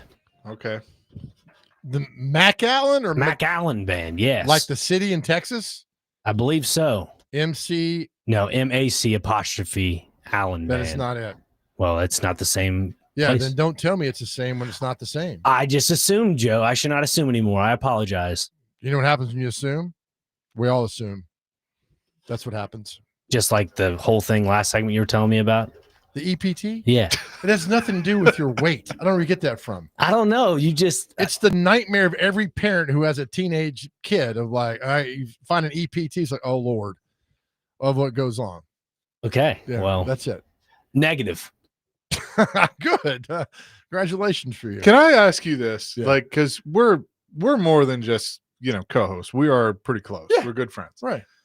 You've known me a long time. Yep. If I ever do you think I would survive being a girl dad? Yeah, I did. But I mean, like all the things, like I would probably it would drive like. You need to tell us something? No, there's nothing. We got not. Please, I mean, I don't mind. No. No, I think no, you would. You would understand it. I mean, I'm telling you, and Derek and Willie can attest to this. I mean, they have. I just feel like having if I have kids, I don't know if that's in God's plan, but if I do, like a boy would be a lot easier. Like I know that I've been that. Like I'm all about. So let me give you a quick story from my good friend Michael Turco. Okay. Never talked to me. I worked at Channel 2 with him. My daughter's born. He walks up and says, "Hey, heard you had a daughter." And I said, yeah, a little girl. He's like, "Let me tell you something." He goes, "When you have a boy, you have to worry about one pecker. When you have a girl, you have to worry about all the peckers." I don't know if you're really supposed to say and that. That's all he said to me. That's all he said to me. Walked off. And I've always remembered that moment after my daughter was born. I'm like, advice from Turco. I'm telling you, you see things in a whole different world because that's your girl. Yeah, that is right. That is your love. That is your mom's your first love, but it's a 1A, 1B. And your girl becomes your world and you fiercely protect her. And I know Willie would say the same. I know Derek would say the same. And although I love my sons and we've all got sons here, we got sons and daughters, it's just the girl dad perspective is different. And you will see. Well, because you know me as being a very protective person. Like, yeah, that's what I'm worried about. Well, the thing is, you know what? I'm going to be like Al Bundy on every time she brings a date home. I'm going to slam their face against the door frame. Because you know why you're protective of her? Because you were once a 14-year-old boy. 15-year-old boy. Exactly. Boy. So, and I will tell you this: one of the greatest things in life is that my daughter found a man who loves her. Yeah. My son-in-law is the best. He loves Jesus. He loves his daughter. He loves my daughter. He is the absolute best. The peace of mind I get from having a son-in-law who is a man of God and loves my daughter is worth more than any gold in the world. And you'll see that. If you have a daughter, you'll discover that. And that's one of the greatest things ever. So you'll understand. You'd be a great girl dad. I'm telling you. You know why you'd be a great girl dad? Because you had a good mom and dad. Yep. That is true. Bingo. Let's go back to the phones at 615-737-1025. Kenny the mailman. Kenny, what's up? This is as close as I've ever come to hang it up before y'all came to me. I've just lost all composure. I know, right? I ask the question now. I have a visual of a sea of something, and it's just like, how can I ask the question? I know. Sorry, man. Unbelievable. Well, let me take a deep breath. I'm in such a bad position. I have called y'all to help me with math problems. Oh, no. Oh, boy. Y'all mentioned the Titans are winning at a 21% clip. Yes, sir. Quickly multiply that by 2. What would that be? 42. And that's still a bad percentage. I know. You're right. I know. Now, math problem number 2. Hopefully we can get through this one. It's a word math problem. Let's say you have a 5th-round draft pick at a hard position to pick, cornerback, and he's actually playing. You have him under contract. He can't hold you over the fire to get more money. He has to play, even if he's not behaving. He has to play to earn his money. So you get mad and trade him for a 6th-round pick, but it's not really a 6th-round pick because you have to add a 7th-round pick to get the 6th-round pick because they're getting a 5th-round pick for that. What is the value of XYZ? That's a good one. Nobody knows. You've lost me here, Kenny. We need your support, King. We need you to go buy PSLs if you don't mind. Well, oh my gosh. One more comment. Y'all, we've talked about firing people, right? Unfortunately. I don't fire people. There's a special word you can use. Reassign. Can you imagine this coach answering the phones for the Titans or working it in the driveway, changing tires? After 3 days, they would resign. Right. That's right. Reassign them because, he was talking about they're going to keep all the information in house. I happen to know for a fact he lives in a condo. Oh, y'all have a great day. Thank you, Kenny. Appreciate it. But can you just, Brian, could you come in here? Listen, we're building this new stadium that the city's paying mostly for, but we want to keep some money. So we're not going to fire you, but we're going to reassign you. This is right. What would they reassign him to do? That could be a question of the day. I mean, think about it. Hey, you're still employed. Go over there and pound rocks. I mean, you're going to go over there and take the wheelbarrow around. Can you mow the grass? I mean, that's a great, we laugh about that, but that would be something else. Because don't most, when you get hired somewhere, usually a lot of places will give you a job description, right? Of like your general, this is what we're hiring you to do. But every company, and I know this because I'm part of it, love to put in the line and other duties as assigned, because that is that lets the company, I can ask you to do something else. Yep. Yeah. Because it's as other duties as assigned. Didn't that happen to Milton in Office Space? They just keep showing up. Paychecks kept coming in and they stopped the paychecks. I think that's all part of that. It's a good point. But yeah, I mean, look, you're right. You double, you're at 42%. I mean, they're at 21% winning clip since she fired John Robs. I mean, this is a great, I'm telling you, this is a fantastic 30 for 30.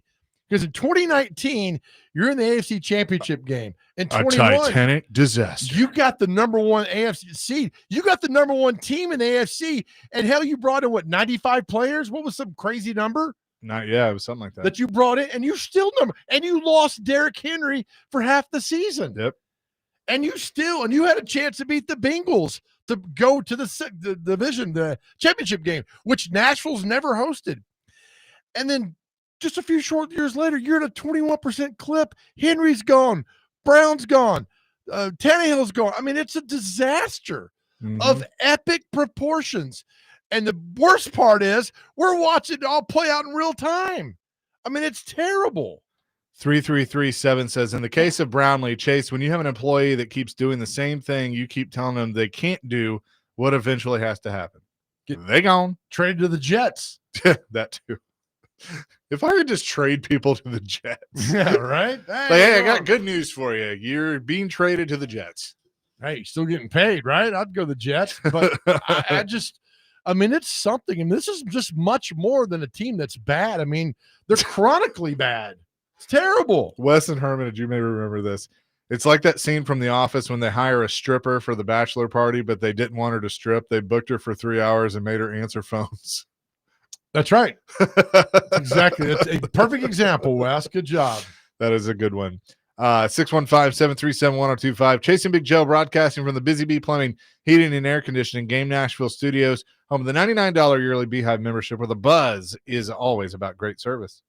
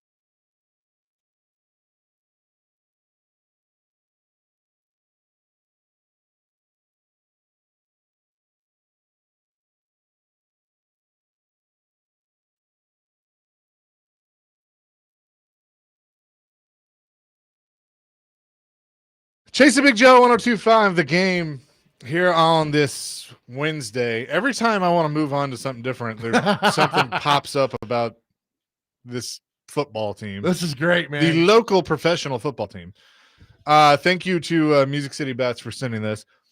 A to Z Sports Nashville put out a tweet that said, sources confirmed the Titans' Jarvis Brownlee breakup had writing on the wall dating back to his college days, leading to surprising trade. And then there's a link. Someone has just quote tweeted it. That someone is Jarvis Brownlee. Woo! And said, hey, bro, stop putting poop on here that's not facts. I never, ever was a problem at Florida State, nor Louisville, nor the Titans. I was one of the guys who brought energy into that building every day, 100. I bled red and blue. So stop the false writing on me, please. Thank you. Man. Now, when you're going back out, reaching back out, commenting on that like Brownlee did, fired up, and you're going to dispute everything. So good for you, Brownlee. Okay, I'm going to reply to this tweet, and I'm going to say, hey, want to come on our radio show right now and clear things up? Do it. Do it. Sources confirm the Titans' Jarvis Brownlee breakup had writing on the wall dating back to his college days. Dr. Crane, we were doing the show, me and you. Remember when Brownlee got into a fight with fans during the Tampa practice? Yep. Which I had no problem with. Because if you're running your mouth like allegedly, remember the guy told us from Pewter Insider and said they were running their mouth at him and kept on. And he finally said, all right, enough of this, and turned around. I got no problem doing that. Had he gone at the fans before, there's a problem. But they're on his ass the entire time. I got no problem doing that. And the week before, somebody stole his helmet at practice. Remember that? That's right. Maybe it was A to Z stole his helmet. Now he's mad. I don't know. Tweet sent.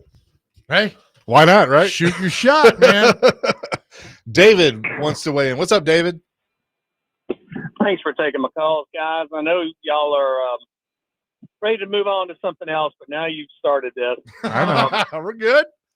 I bought tickets the hour they went on sale. The hour this team put the tickets on sale. I quit counting at around $74,000 is what I've spent to the Adams family. Somewhere around. I quit counting over the years. Yeah. And I am not a wealthy person, but you know, I went to Denver to watch the Titans. We usually pick a game. Those stands were packed an hour and a half before the game started. It was emotion everywhere. They were crazy. They were great fans. And then I come here and we played the Rams opening day. And that stadium was a third empty. Opening day. Half of the 2/3 that were there were probably Rams fans, which I didn't even know they had that many Rams fans in LA. But my point is this, and I've left my list at home. I'm sorry, I have to work for a living. My numbers, best I can tell, and we've had 2 or 3 good years, but best I can tell, we've been through, I think, 5 team presidents. We've been through, I think, 6 general managers. We've been through 7 or 8 coaches. We've been through about 400 to 600 players. There's only one common denominator in that seems to always find the cheapest way out. And then we make changes. Well, we got a new GM. Well, we got a new coach. Well, we got a new president. Well, we're going to build a stadium. We've been, you know, everybody says, well, we're blowing up and rebuilding. You have to have something before you can rebuild it. About 12 years ago, supposedly they were talking about moving this team to San Antonio. We would probably have another franchise by now. You know, just like Cleveland, just like Baltimore.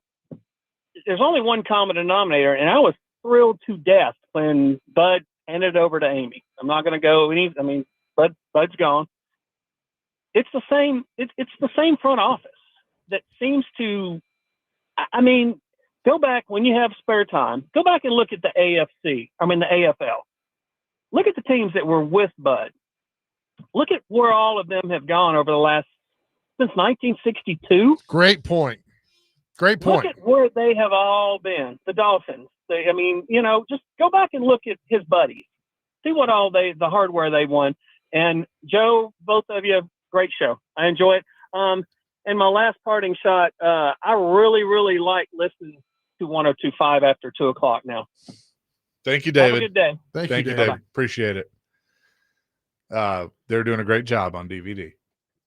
So, They are. I mean, that's a good point. Although the Bills haven't done, there's no hardware for the Bills, but I get what he's saying. They're the first two, competitive. the interesting part is the first 3 years of the AFL, Houston was in the championship game and they won 2 of them. Mm-hmm. That's right. And then they were in the conference final in 67, and then the merger happens. They played the Steelers Did Bum got them to the AFC championship? Yeah. Yeah, twice. Steelers beat them back okay. to back in 79, 80, or 78, 79, whatever that was.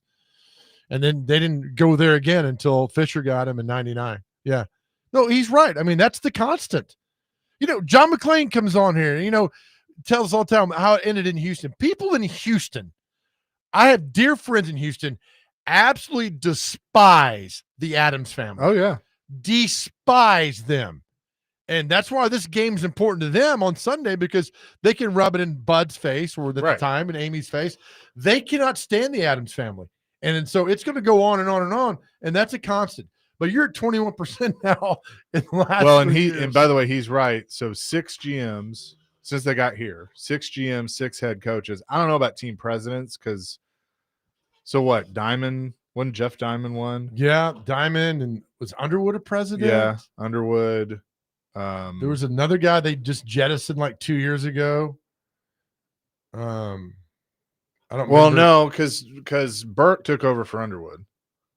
They had another guy that they fired. Like, I did a taste testing with him He wasn't the team president though. Oh, what was he? I know who you're talking about. Oh, he was a VP of something.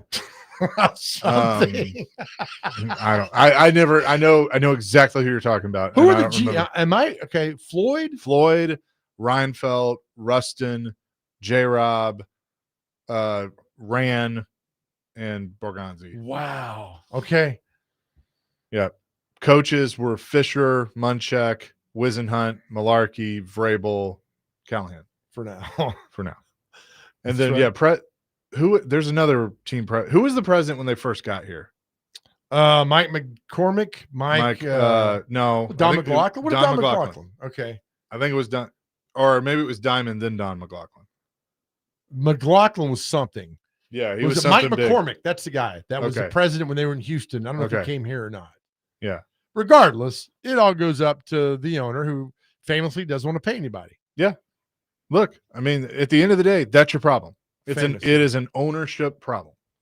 Yep. At the end of and look, she fooled us all, because at first it was like she came in here and she got rid of Wisenhunt, and that was the best move, and then gets rid of Rustin Webster and brings in Robinson and Vrabel, or Malarkey, then Vrabel, and it's like, okay, all right, things are going back, like it's feeling good again. And then one day, the offensive coordinator gets drunk on a plane, and it just goes all to hell. We'll never know the AJ Brown story, will we? They can tell us all they want. We'll never know. Even when his contract's up, he ain't telling us. Yeah. I think we know enough. I want to know. I know. I feel like I know enough to know what happened. Every bit. Amy, we're going to pay him? No, we're not. I mean, I feel like there's enough there. To me, it's the Vrabel reaction when they traded AJ Brown. I'm a big body language guy. I always have been. Body language doesn't lie. And I think that hurt their relationship. Yep. Even though I think John was doing basically what he was told to do. Yep. Yeah. 21%, Chase. Yep. That's all. That's all you need to know. That is all you need to know. All right, I promise we're going to talk some college football. We're going to do that coming up. Gotcha. Next. All right, Jason, unless Jarvis Brownlee calls in, then we'll switch gears. Jason Big Joe, presented by the Omni 102.5 The Game.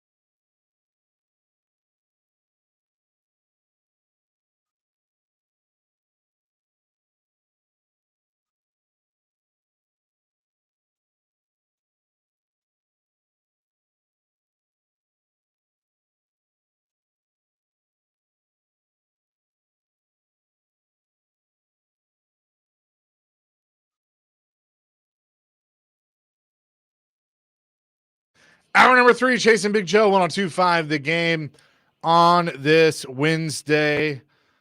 We tweeted at him. A lot of people are liking the tweet to Jarvis Brownlee, but he hasn't replied yet. So maybe I need to follow him. Maybe that'll help. Oh, he deleted it. He deleted the post. Did he? Yep. Sure did. I wonder why. Sure did. Because we're team no delete over here. I'm not deleting anything. You think the Jets told him to? I don't know. Maybe somebody made his he threatened him. He said, I'll take it down. You know these. Never mind. I'm just gonna let it go. I was like, did he block me? No, he didn't block me. His DMs are open. I could DM him. Do it. That could be. How do I have more followers than him? He's a damn NFL player. Let me see if he's blocked. No, there he is. Well, because you're Nashville's media darling. Damn right I am. I don't get traded anywhere. You have more followers. You have more subscribers. Like you are. Well, there's a certain that's important. number. There's a certain number I'm looking at right now to see what's going on. You have a radio station too. That I do. Big time. Yep. Yeah. So you're lucky to be in here with me. Just know that. I know. No, trust me. I know. Right. It's gone. I am aware. Joe, when you look in the mirror in the morning, who do you see? Like, I'm just curious. You're Joe Dubin. Magnum PI. Tom Selleck in 1981. Not a better looking man on TV ever than Tom Selleck in 1981. And if you pair Tom Selleck with Donna Mills from Knots Landing, 1982-ish, the perfect kid they would have. So I see myself as Tom Selleck. Don't ruin it for me by telling me that I'm bald and overweight. Just don't. I'm like what's the movie Shallow Hal, and I'm that. I see myself as just perfection.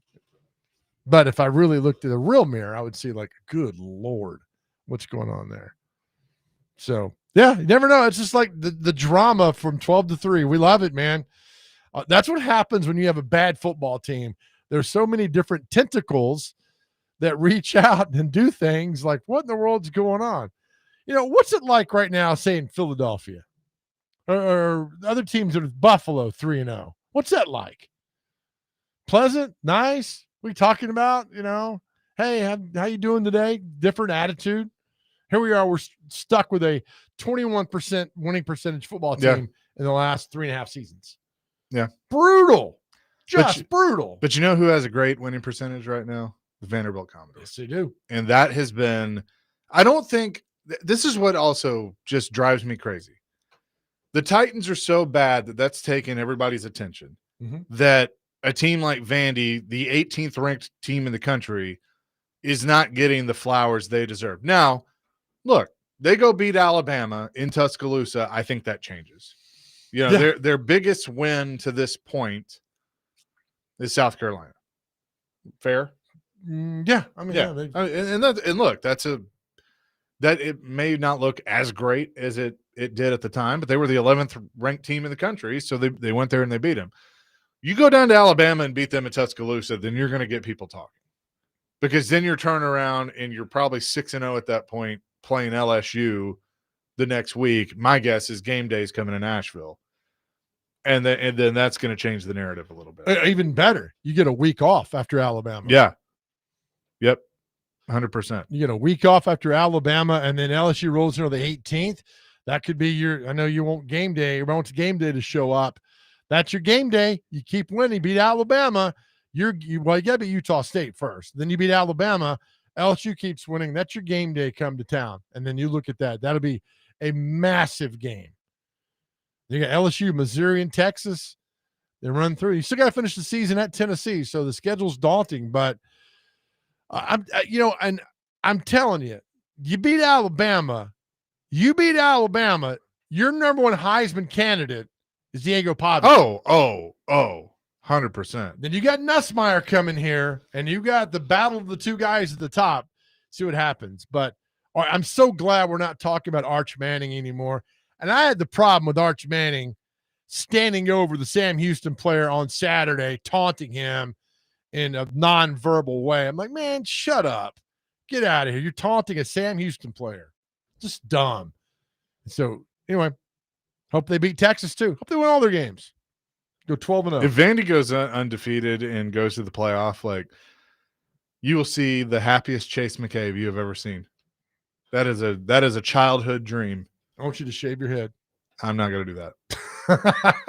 Would you shave your beard? I'll shave the beard. Oh, come on, man. That's sissy talk. I'm not shaving my head. I'm going to tell you that right now. Would you? Because I'm afraid it wouldn't grow back. Would you shave your chest hair into a V formation? Yes. But nobody wants to see that. I'm not seeing that. I don't want to watch that. Well, I mean, you're talking about shaving. I mean, just if they go to the playoff, will you? What's the thing Chase has? How about this? We'll get Clark Lee on, and Clark can decide what I need to do. Okay. I will whatever. Unless to shave my head. What if he gets on there and says for you to shut your mouth? Yes, coach. Shut up. Yes, coach. What if he says he wants you to go egg James Franklin's house? Hey, I'd go with you on that. That's a pretty damn good idea. I'd love to go with you on that. We'd drive after the show straight up to State College, egg his house, drive straight back. I'd love to do that. That'd be fantastic. I mean, I'm telling you, the Franklin thing, look, he was great when he was here, but the ultimate screw job of James Franklin was when he got the Penn State moving van to drive through the middle of campus to his house and drive back through up to Pennsylvania is an amazing thing. The other thing too, and I don't think at the time, because I was still new here and all that stuff, but it bugged me, the timing, and you know what I'm talking about, of when he left, because some stuff went down, and then all of a sudden he's like, see ya. Mm-hmm. Yeah. Did he? I think we talked about this. He quit the same day Munchak got fired. Because wasn't Vanderbilt the Birmingham Bowl, and word got out that Munchak was gone? Because because Munchak had interviewed for Penn State too. That's right. And all came crashing down at one time. It was a Saturday because I was working and no one was here, and the news came out that Franklin was taking the Penn State job, and I went on the air and announced that he was taking the Penn State job. And then I think it was the next day that Munch got fired. It was around the same time. Short time period that it all happened, and that he was gone. But look at what he's doing now. I mean, he's got that big game versus Oregon. Can when they fire Brian Callahan and Bill Callahan, can they hire Mike Munchak to coach the O-line? Maybe, yeah. Wait, no, I thought they had the greatest coach ever, and Daddy Callahan. Well, that's what I'm saying. That he's going to get fired too, or leave. All right, so Munch was fired January 4th, 2014. And the bowl game was the 3rd. I think it was in the Birmingham Bowl. Did they play Houston? Franklin was hired January 11th. But when was the Birmingham Bowl? Because word got out right around that time what was going on. Because we had heard the rumors and everything that was going on. January 4th. The Birmingham Bowl was? Yeah. Okay, yeah. All that one day, yeah. Because that was the big rumors, like he's taking the Penn State job, and then Munchak got fired. He interviewed for it. All that went on at the same time. And then, remember, there were some there were some of you in this town said James Franklin should be the head coach of the Titans. Yes. I will never forget that. Yep. Because there was an opening, and then boom. And that all went down that weekend, and then he went on, and then they went out and hired Ken Wisenhunt. Who were the, now I'm trying to think of who all were the candidates for the Titans job. Wisenhunt was. There was somebody else though. Yeah, who was that? There was a defensive guy that I think was it a Todd Bowles? Maybe. Or one of the, because that's probably around the time he got coordinator. That's probably around the time he got the Jets job. Who was? There was a name that was out there, and then out of the blue, Tommy Smith shows up and says, Rustin, get on the plane, come down to Houston. You're gonna meet your coach. Gonna meet your coach. Yep. Which at the time, okay, you were, I don't remember because you were actually still in at the time. Wasn't everybody kind of like, okay, that's not a bad hire? Wasn't bad. He had a Vanderbilt Yeah. tie-in, and then He had taken a team to the Super Bowl. Yep, and he was really good with the Steelers. 1 year with the Chargers as a coordinator. Philip Rivers raved about him. They needed Hasselbeck raved about him because Hasselbeck was with him in Arizona. That's right. Yeah, Tim's allowed one mistake. That's Tim's one mistake that he gets on the show. And then he comes in, and then Wisenhunt was just awful. Not only was it awful, you can be awful to the media. I don't care. I really don't care. But nobody liked him. And I remember talking to a certain Titans PR person when they fired him. When word got out, everybody was like, "Thank God!" Like a collective, thank the Lord, he's gone. And fired on a Monday, or word got out on a Tuesday, and so whatever that was, then he was gone. And then they win the next game. They win the next game with that tight end throwback to who caught the ball. Remember? Tight end throwback. So it was Delaney. Nope. Mariota too. Former. Oh, might have been a Cowboy. He was a Dolphin. Oh, come on, Fasano. Attaboy. Yeah. Anthony Fasano. Yeah, I think he was both. Yep. Scored a touchdown, and then they won the game. He's coaching now. And the Saints weren't half. Is he here? I'll stick around here. No. And the Saints weren't half bad at that moment, but you saw the energy it gave the team and a different perspective, and they went out and won the game. That's what happened. That was November of 2015. No, he wasn't a Cowboy. He played with the Chiefs, the Dolphins, Chiefs, here, back to the Dolphins. Okay. No, he was with the Cowboys. You're right. Hey, You're right. Anthony Fasano. My bad. Yeah, he was with the Cowboys before. Right, Nick? He's a paisano. He's a Pisano. Fasano the Pisano. Yeah, man. That was some times back. I mean, it's just all we got now is like heartbreak. The AFC Championship game, the loss to the Bengals, the trade of AJ, and the team went straight to what after that, and everything else. That was just so bad. I mean, it's just a comical. It's a error after error, a comedic error after all the time that's happening here, and now we've kind of accepted it, which is sad. Hang it down. What was? What was that? That's Lil Mo, baby. Oh, Lil Mo. Man. Hang it down. And now we got drama with ex-players and media members, and you got a coach doesn't know what he's doing. Now he's sitting in the defensive room meetings for games. They're probably like, "What the hell are you doing in here? We don't want you in here." And on and on and on. Hey guys, we're gonna do our defensive meeting at the Starbucks down the street. Don't tell Callie, okay? Callie walks in like Lundberg from Office Space. Hey guys, what's happening? 615-737-1025. That's our phone and text line, driven by WilsonCountyHyundai.com here on Chasing Big Joe, 102.5 The Game.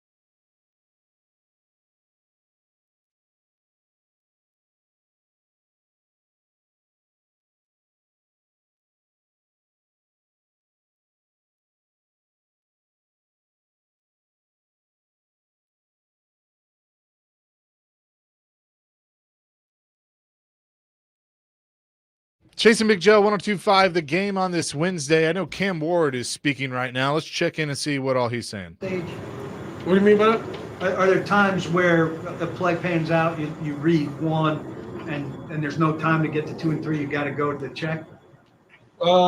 Yeah, it also depends on the rush. I would say if I feel pressure, I'll try to get my check down as fast as I can. If not, I got to take the first read. From a player standpoint, a quarterback standpoint, how much has play calling been an issue, and how much does execution maybe need to improve as well? I don't think it's been an issue. I think the biggest thing is that coach just has so much to deal with, and it's probably hard for him to give a play call. He's one of the best play callers out there, but he has a lot of important decisions to make for us to win games, and I just think him giving that up to Bo right now. He thinks it's best for us. I think it's best for us as well. So whatever coach agrees with, I'm gonna go with. With the Jarvis trade as well as this move with Bo, what's your level of confidence in the way the franchise is moving with those things? My confidence is high, especially in the GM, Mr. Mike. I think that's one of the best ones. Out there, you see what he had when he had his input in with the Chiefs and what that program has done. And so it's really all about us sticking to the process, staying patient. We just try to do our job and go win games. Okay, what do you feel like the mood of the team is after a few rough weeks? And as a rookie, do you feel confident taking a leadership role as you thought you would, to try to keep everyone scared and stuff? Yep. Vibes are high in the locker room. We in there saying some crazy stuff, being good teammates. So I mean, the only way for us right now is up. We 0-3. We gotta we put ourselves in the hole, but we didn't dig it, two down. So, we just trying to get up, win games, but we gotta win one. Try to win one this week and try to repeat the next weeks. Have they emphasized the importance of the Titans rivalry to you? Have they emphasized it? Yeah. Oh yeah. That's something they're gonna emphasize, the whole week. But we're not really too focused on rivalry. We focus on winning the game. Any special significance for you personally playing so close to home in this one? That's gonna be the game. Is it significant to you? How many people, all that stuff? It's not really that significant to me. I would say I'm just playing football. Hopefully, I know I have a couple family members down there, probably a lot of family members down there, especially with Quandre's side. But I mean, I'm locked in. I'm playing football. I'm going to do my job. Did you go to Texas games? Growing up? Yeah. I went to one game. It's when Quandre, when he played the Texans. That was the only time I went to the Texan game. I know Brian's talking about playing with a desperate mindset, and maybe approaching the week with a desperate mindset. What's that mean to you and the guys? That we got to throw everything out there to win the football game. We got to put ourselves back on the right track to try to win our division. And that's going to be a week-to-week process, but we got to stick to it. There's no laughing matter. You want to score touchdowns, but you give Chim a hard time about the bad luck he's had. He's had 2 touchdowns called back already. You say anything to him how your time is coming too? Every time's a charm, man. Yeah. You better stick the ball across the goal line. Hope it's 4th down. The wristband. Is that something, are you a big proponent of wearing the wristband and being able to refer to that on the play calls, or do you think that's something that's not necessary? It is necessary, but it isn't necessary it just depends on what down it is. I would say the biggest thing, because I've used it in college, not as much as here, but we have so much information on one play. If you don't get the first time, you might be a delay of game. So the wristband just not only simplifies it for everybody, but we get the play in faster. We can move it up at a faster rate. Last one. There you go. That's Cam Ward talking with the media this afternoon, as he does every Wednesday. So, you got to be thinking like, what the hell have I been drafted into? what is going on up here with all this? And look, he's got a good attitude, keep his head up. And I think he's an amazing talent. There's gonna be a lot more bumps in the road. Because he's a rookie quarterback. They all go through all that. And this is something else. But my goodness, I mean, it's just you're 3 games in, and now you got a new play caller there, which I think we've talked about this before. Even Tim Hasselbeck said as well. I mean, the quarterback coach is the closest ear to you, and now he's calling plays, which is I think could be a good thing for Cam going forward, and Callahan's out of that because he's shown he cannot call plays with any sense of urgency or any kind of sense of knowing what he's doing. So I think this is a good move for the team, and we'll see how it plays out on Sunday as they take on the Houston Texans. I will say this. Every time I hear him speak, though, I like him more and more because, like, he does his job. He's up there answering the questions, but you can tell that all that guy thinks about is football. Yeah, and winning. Yeah, that's a big deal. And that if they can just build the right team around him, I think he can be the guy. That's a loaded question. Can they build the right team around him? Right now there are two people in that building that I trust. Cam Ward and Mike Borgonzi. That's it. Okay. I mean, there's probably some other players. I get what you mean. There's some other I get what players. you're talking about, but yeah. like, I mean, just think about that. Don't trust the owner. Don't trust the whatever his title is, Brinker. Don't trust the head coach. Maybe Bo Hardigree can earn my trust. We'll see. But it's just like there's just not a lot to trust over there. Is the owner, and I know the answer to this, is she so insulated that she hears none of the bad? She gets delivered none of the bad? That's a really good question. That she gets I only think, what she needs to hear. I think she's like an ostrich and just buries her head in the sand. Yeah. But I mean, like, there's no way standing out there on Sunday she didn't hear people booing. And so empty seats. Yeah. And so do you think they walk back in the tunnel and she goes, Burke, why were they booing? I just think she's a lot smarter than that. I think she's actually pretty intelligent. Like from people that have worked with her, like she's pretty in tune with stuff. I think now she's just like, you know what? I hope this is what I hope happened. I hope she realized she was meddling too much and said, you know what? I'm going to let you guys handle it. I don't think she knows that. I don't think you can run a business like you run an NFL team. I don't think you can. I agree. The example was the 21% winning percentage since John Robinson was fired. You just can't do that. But I think feeling why she's so insulated that if she's in Houston or here or wherever, it's like she doesn't hear any of the stuff. I mean, she probably sees the record and all that, like we're going to do better. But this is a really bad football team, Amy. And you've made bad decisions and hired some really bad people. It take a lot to get out of this hole. So I'll just be curious about that. Would it be great if she called in one day? I would love it. She would never. She would never do it. But here's the deal. Like, I can tell you that if she did, she would be treated with nothing but respect. Of course. And we'd ask tough questions, but it would be, I think, a great conversation. And it would be one of the smartest things that she's ever done. It never happened in a billion years. Nope. Never will. But it would be, I mean, if one day I get a call from over there and they're like, hey, Amy has agreed she's going to go on every television station and both sports stations. Everything's on the table. I'd be like, that's the smartest thing y'all have done in 15 years. But they won't do it. No, it's great. That's never going to happen at all. Yep. 615-737-1025. We'll have more coming here on Chasing Big Joe, 102.5 The Game.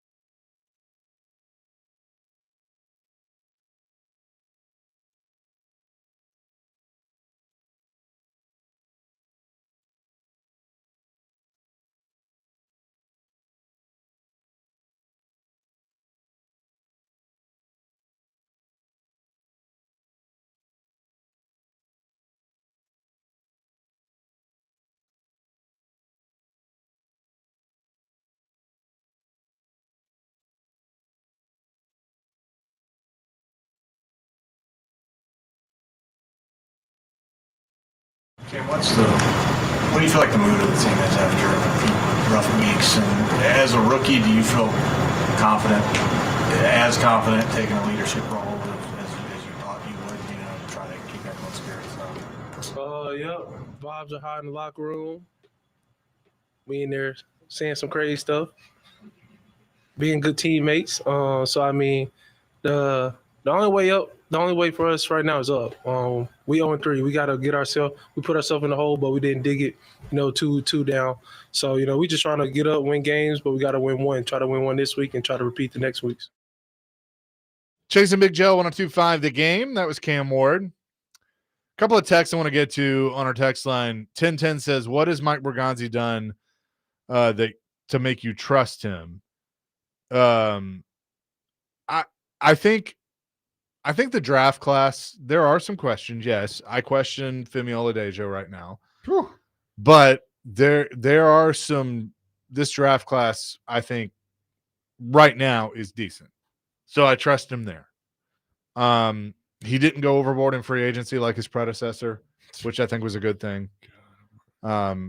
So he comes from a really good organization that I should probably give a little credence to. So it's a thin line, but right now Right. he's there. Right. Larry from Columbia says the Titans are bad for now, but they will eventually get better. And when that happens, fans should appreciate and remember how bad it was. We're tired of remembering that. So, Larry, I hope you're right. And in the grand scheme of things, one day they probably will be better than they are now again. The problem, and we kind of pulled up the record earlier, and it's not as bad as historically as we might think. So there is some truth to that.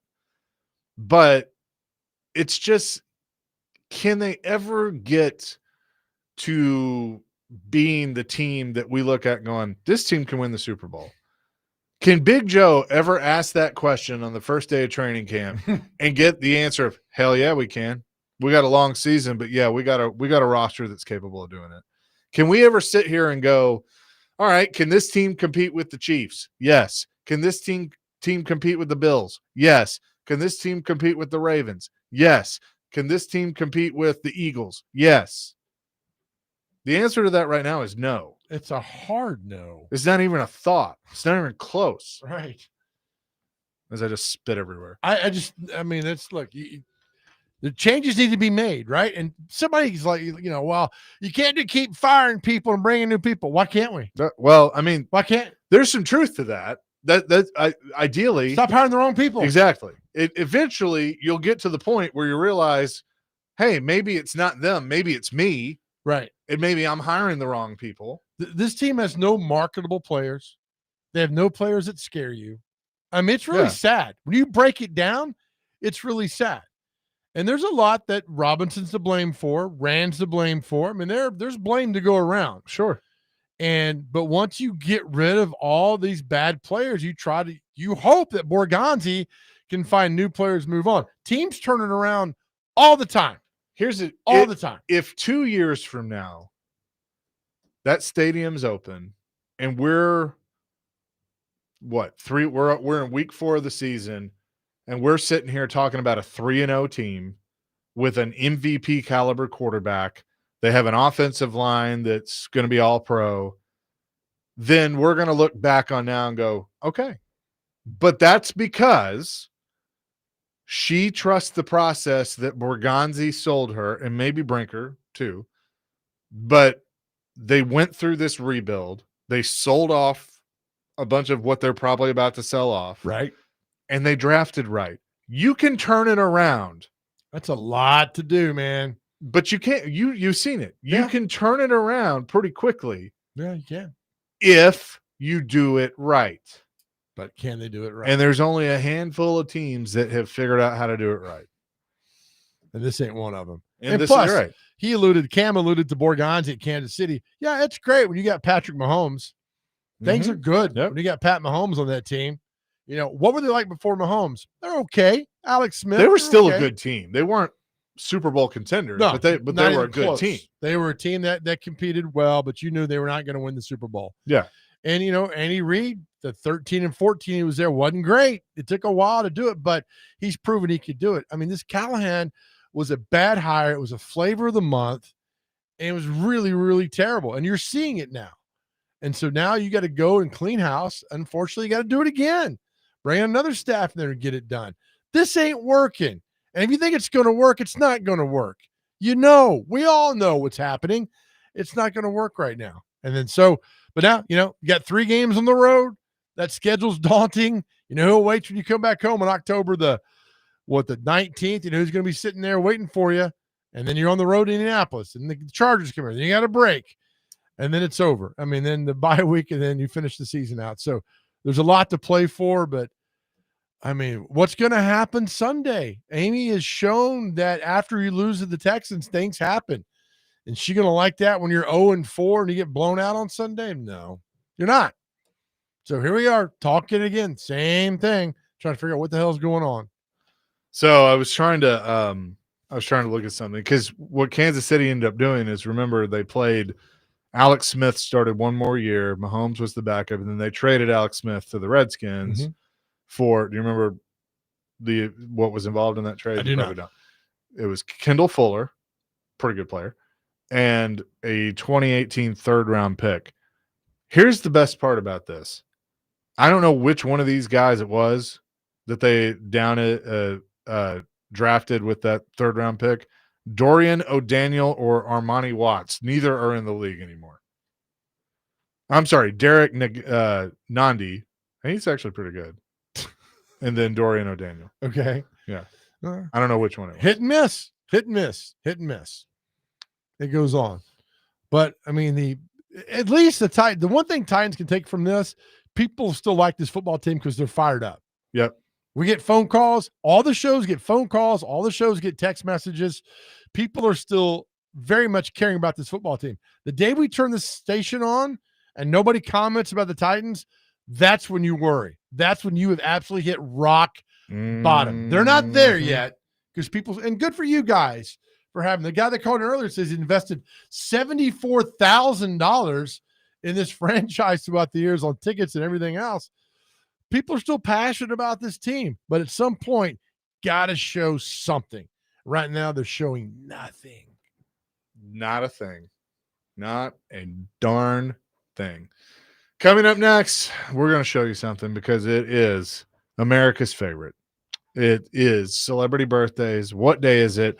And I saw him working feverishly back there on the mashup, the day in review, whatever we're going to call it. We will have that for you coming up next. But you want to give something away? Let's give something away. Let's be giving. Callahan. Can we give him away? We're caller number 1 wins Brian Callahan. The phones haven't ring. First caller, you're going to win a pair of tickets before you can buy them to see Yacht Rock Review at the Ryman Auditorium on Saturday, February 7th. Tickets will go on sale Friday at 10 a.m. Caller number 1, 615-737-1025 will win a pair of tickets to see Yacht Rock Review at the Ryman Saturday, February 7th. Good luck with that. Chasing Big Joe coming up. More coming up next. 102.5 The Game.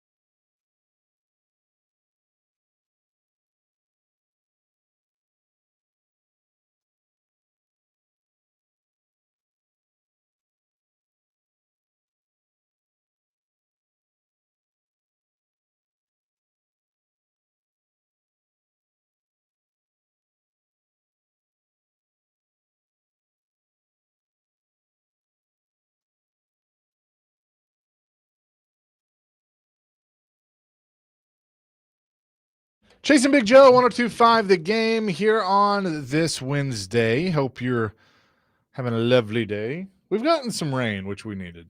It's been good. Look at you. The weatherman. You just turned 65. Got some rain today. Rain moving in. Can I tell you at 38 years old, I realized this last night because I got in the bed early and I was like, I'm going to turn the TV on. Oh, the news is on. I'm going to watch the news.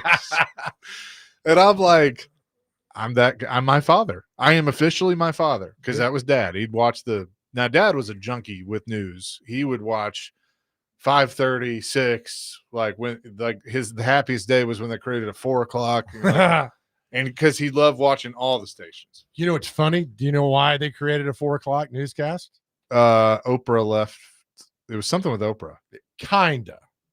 It was during the 2000 election. Oh, that's what. Okay, that's what it was. Because they were like, "Hey, we're going." Because it used to like when I was at Channel 2, like, "Hey, we're going at." Because I think 4 started at 4, and so we're like at Channel 2. We're going to start. We're going to start at 4:30. 4 had Oprah. I was like, 4. what? And then she left. And that was open, but I think at that point, like 5 had already started, and that was because I want to say 5 was the first one to have a 4. That was the one that started everything. Then we all did it. And then we were like, Yeah. we're gonna go 4:30 to show Yeah. you, and then just like Now then our there's a deadline 3. became 4. I was like, it's hard making a 5 o'clock deadline, almost impossible making a 4 o'clock deadline. Yeah. So what was funny is he would watch in the mornings. He would watch Channel 2. Because he loved Big Joe on the Go. I mean, who didn't, right? Yeah. Right. Well, Get in your boy, look at this fat kid. You Some- should attain to this, what this guy's doing here today. some of your bosses. I couldn't stand me. We do a whole show on bosses. That'd be great. Oh, we could have some fun with that. That is for sure. With that, let's get to what day is it and celebrity birthdays. Brought to you by Jarrett Companies, Inc. Jarrett Fire Division covers all of your business's fire safety needs. Go to jarrettfire.com, above and beyond industry standards. All right. First on this, we have Festival of the Latest Novelties Day. So next YouTube? that, I guess. Go ahead. Continue. Okay. I thought Joe had some. Okay, never mind. Gallbladder Good Health Day is today. So check out those gallbladders. Kiss Day is today. Kiss Day? Yep. Kiss. Yep. Not the acronym, but, actual. The band? No. The actual, thing you do with another person. Never mind. Not going to go any further with that. What in the world Never are you mind. talking about? I don't know. We're going to continue. Lash You Stylist tried Day to is explain today. something is the best thing ever. Yeah, because I got 6 things in my brain I'm thinking about. Like I have 11 more pounds of flour I have to figure out when I get home. We're not even going to worry about it. National Bluebird of Happiness Day is today. National Cherries Jubilee Day is today. Ooh, those are good. National Punctuation Day, probably something I should do. National Women's Health and Fitness Day. National Horchata Day. Who? Horchata. It's a drink. Oh, I thought it meant somebody you met at Deja Vu. No, Sorry.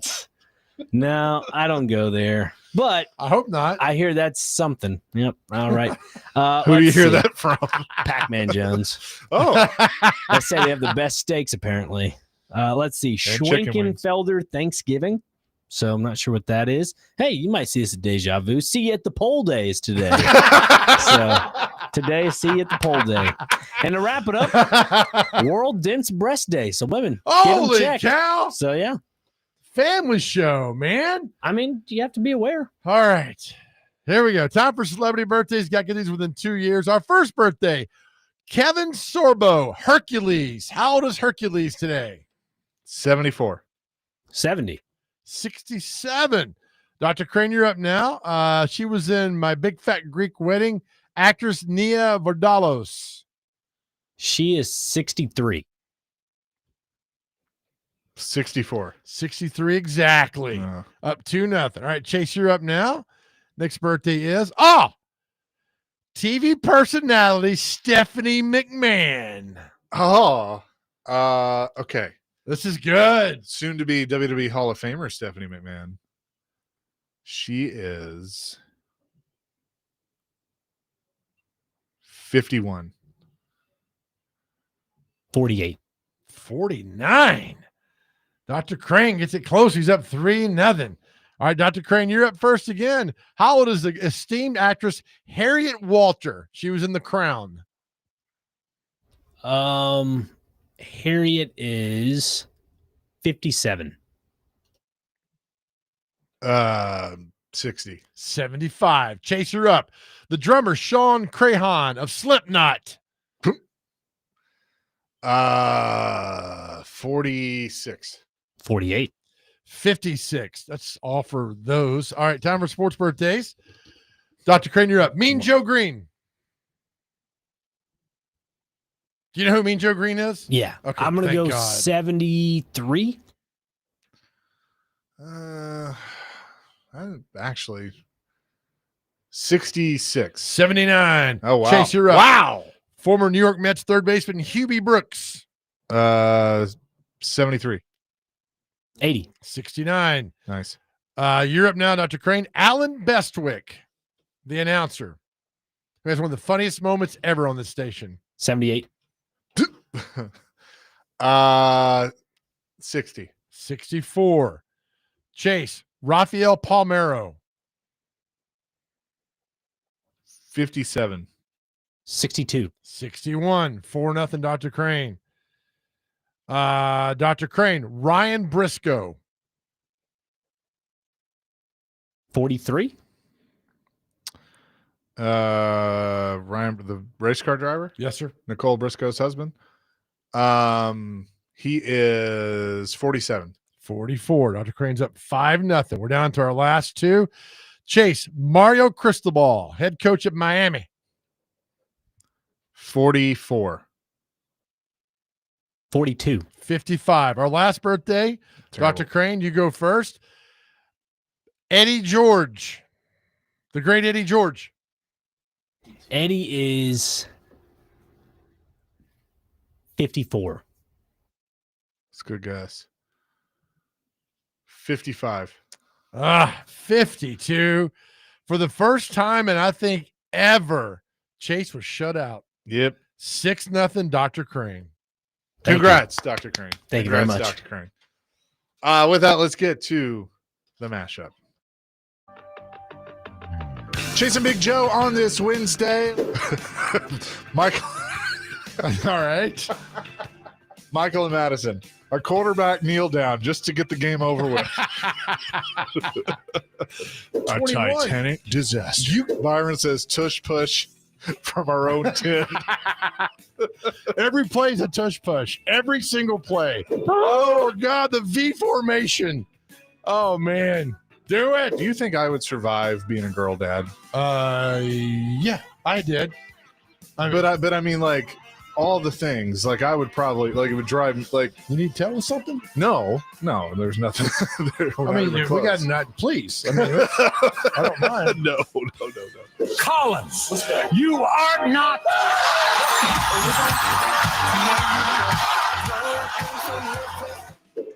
That's what happens. Just like the whole thing last segment you were telling me about. The EPT? Yeah. It has nothing to do with your weight. I don't know where you get that from. I don't know. You just. It's the nightmare of every parent who has a teenage kid of like, all right, you find an EPT. It's like, oh, Lord. Of what goes on. Okay. Yeah, well, that's it. negative. I mean, you're going to go over there and take the wheelbarrow around. Can you mow the grass? I mean, I would. That's a great. We laugh about that, but that would be something else. Hello, Peter. What's happening? I'm going to need you to go ahead and come in tomorrow. So if you could be here around 9, that would be great. Okay? Is that Gary Cole? Yes. Yes. That was great. Well done, buddy. Well done, Dr. Crane. So, Gary Cole's on NCIS now. He's like the main guy. And one of his the first episodes he was on, because he's the team leader, he goes, "Hey, McGee, do you have those TPS reports done yet?" No. And McGee's like, you mean DPS reports? And he looks right at the camera and goes, "Old habits." Oh, he broke the third wall. Yeah, it was awesome. That is going to do it for us today Hey, as we leave our show every time, to our guys out there, we tell you all the time how much we love you and our world's a better place because you are here. If you're struggling on your cell phone and you need to talk to somebody, please reach out to us. We're always here for you. We are so grateful to the men who've reached out these last 2 years to talk to us. We're all going the same direction. I need to celebrate your success. We'll always talk about what's good in your life. Find the good, find the gratitude, and you'll be here. Ask God for opportunities every day. Know that we love you. And we're serious about that. And more importantly, more than anything else in this world, God loves you. Amen to that. Peace, love, rock and roll DVD. Coming up next here on 102.5 The Game.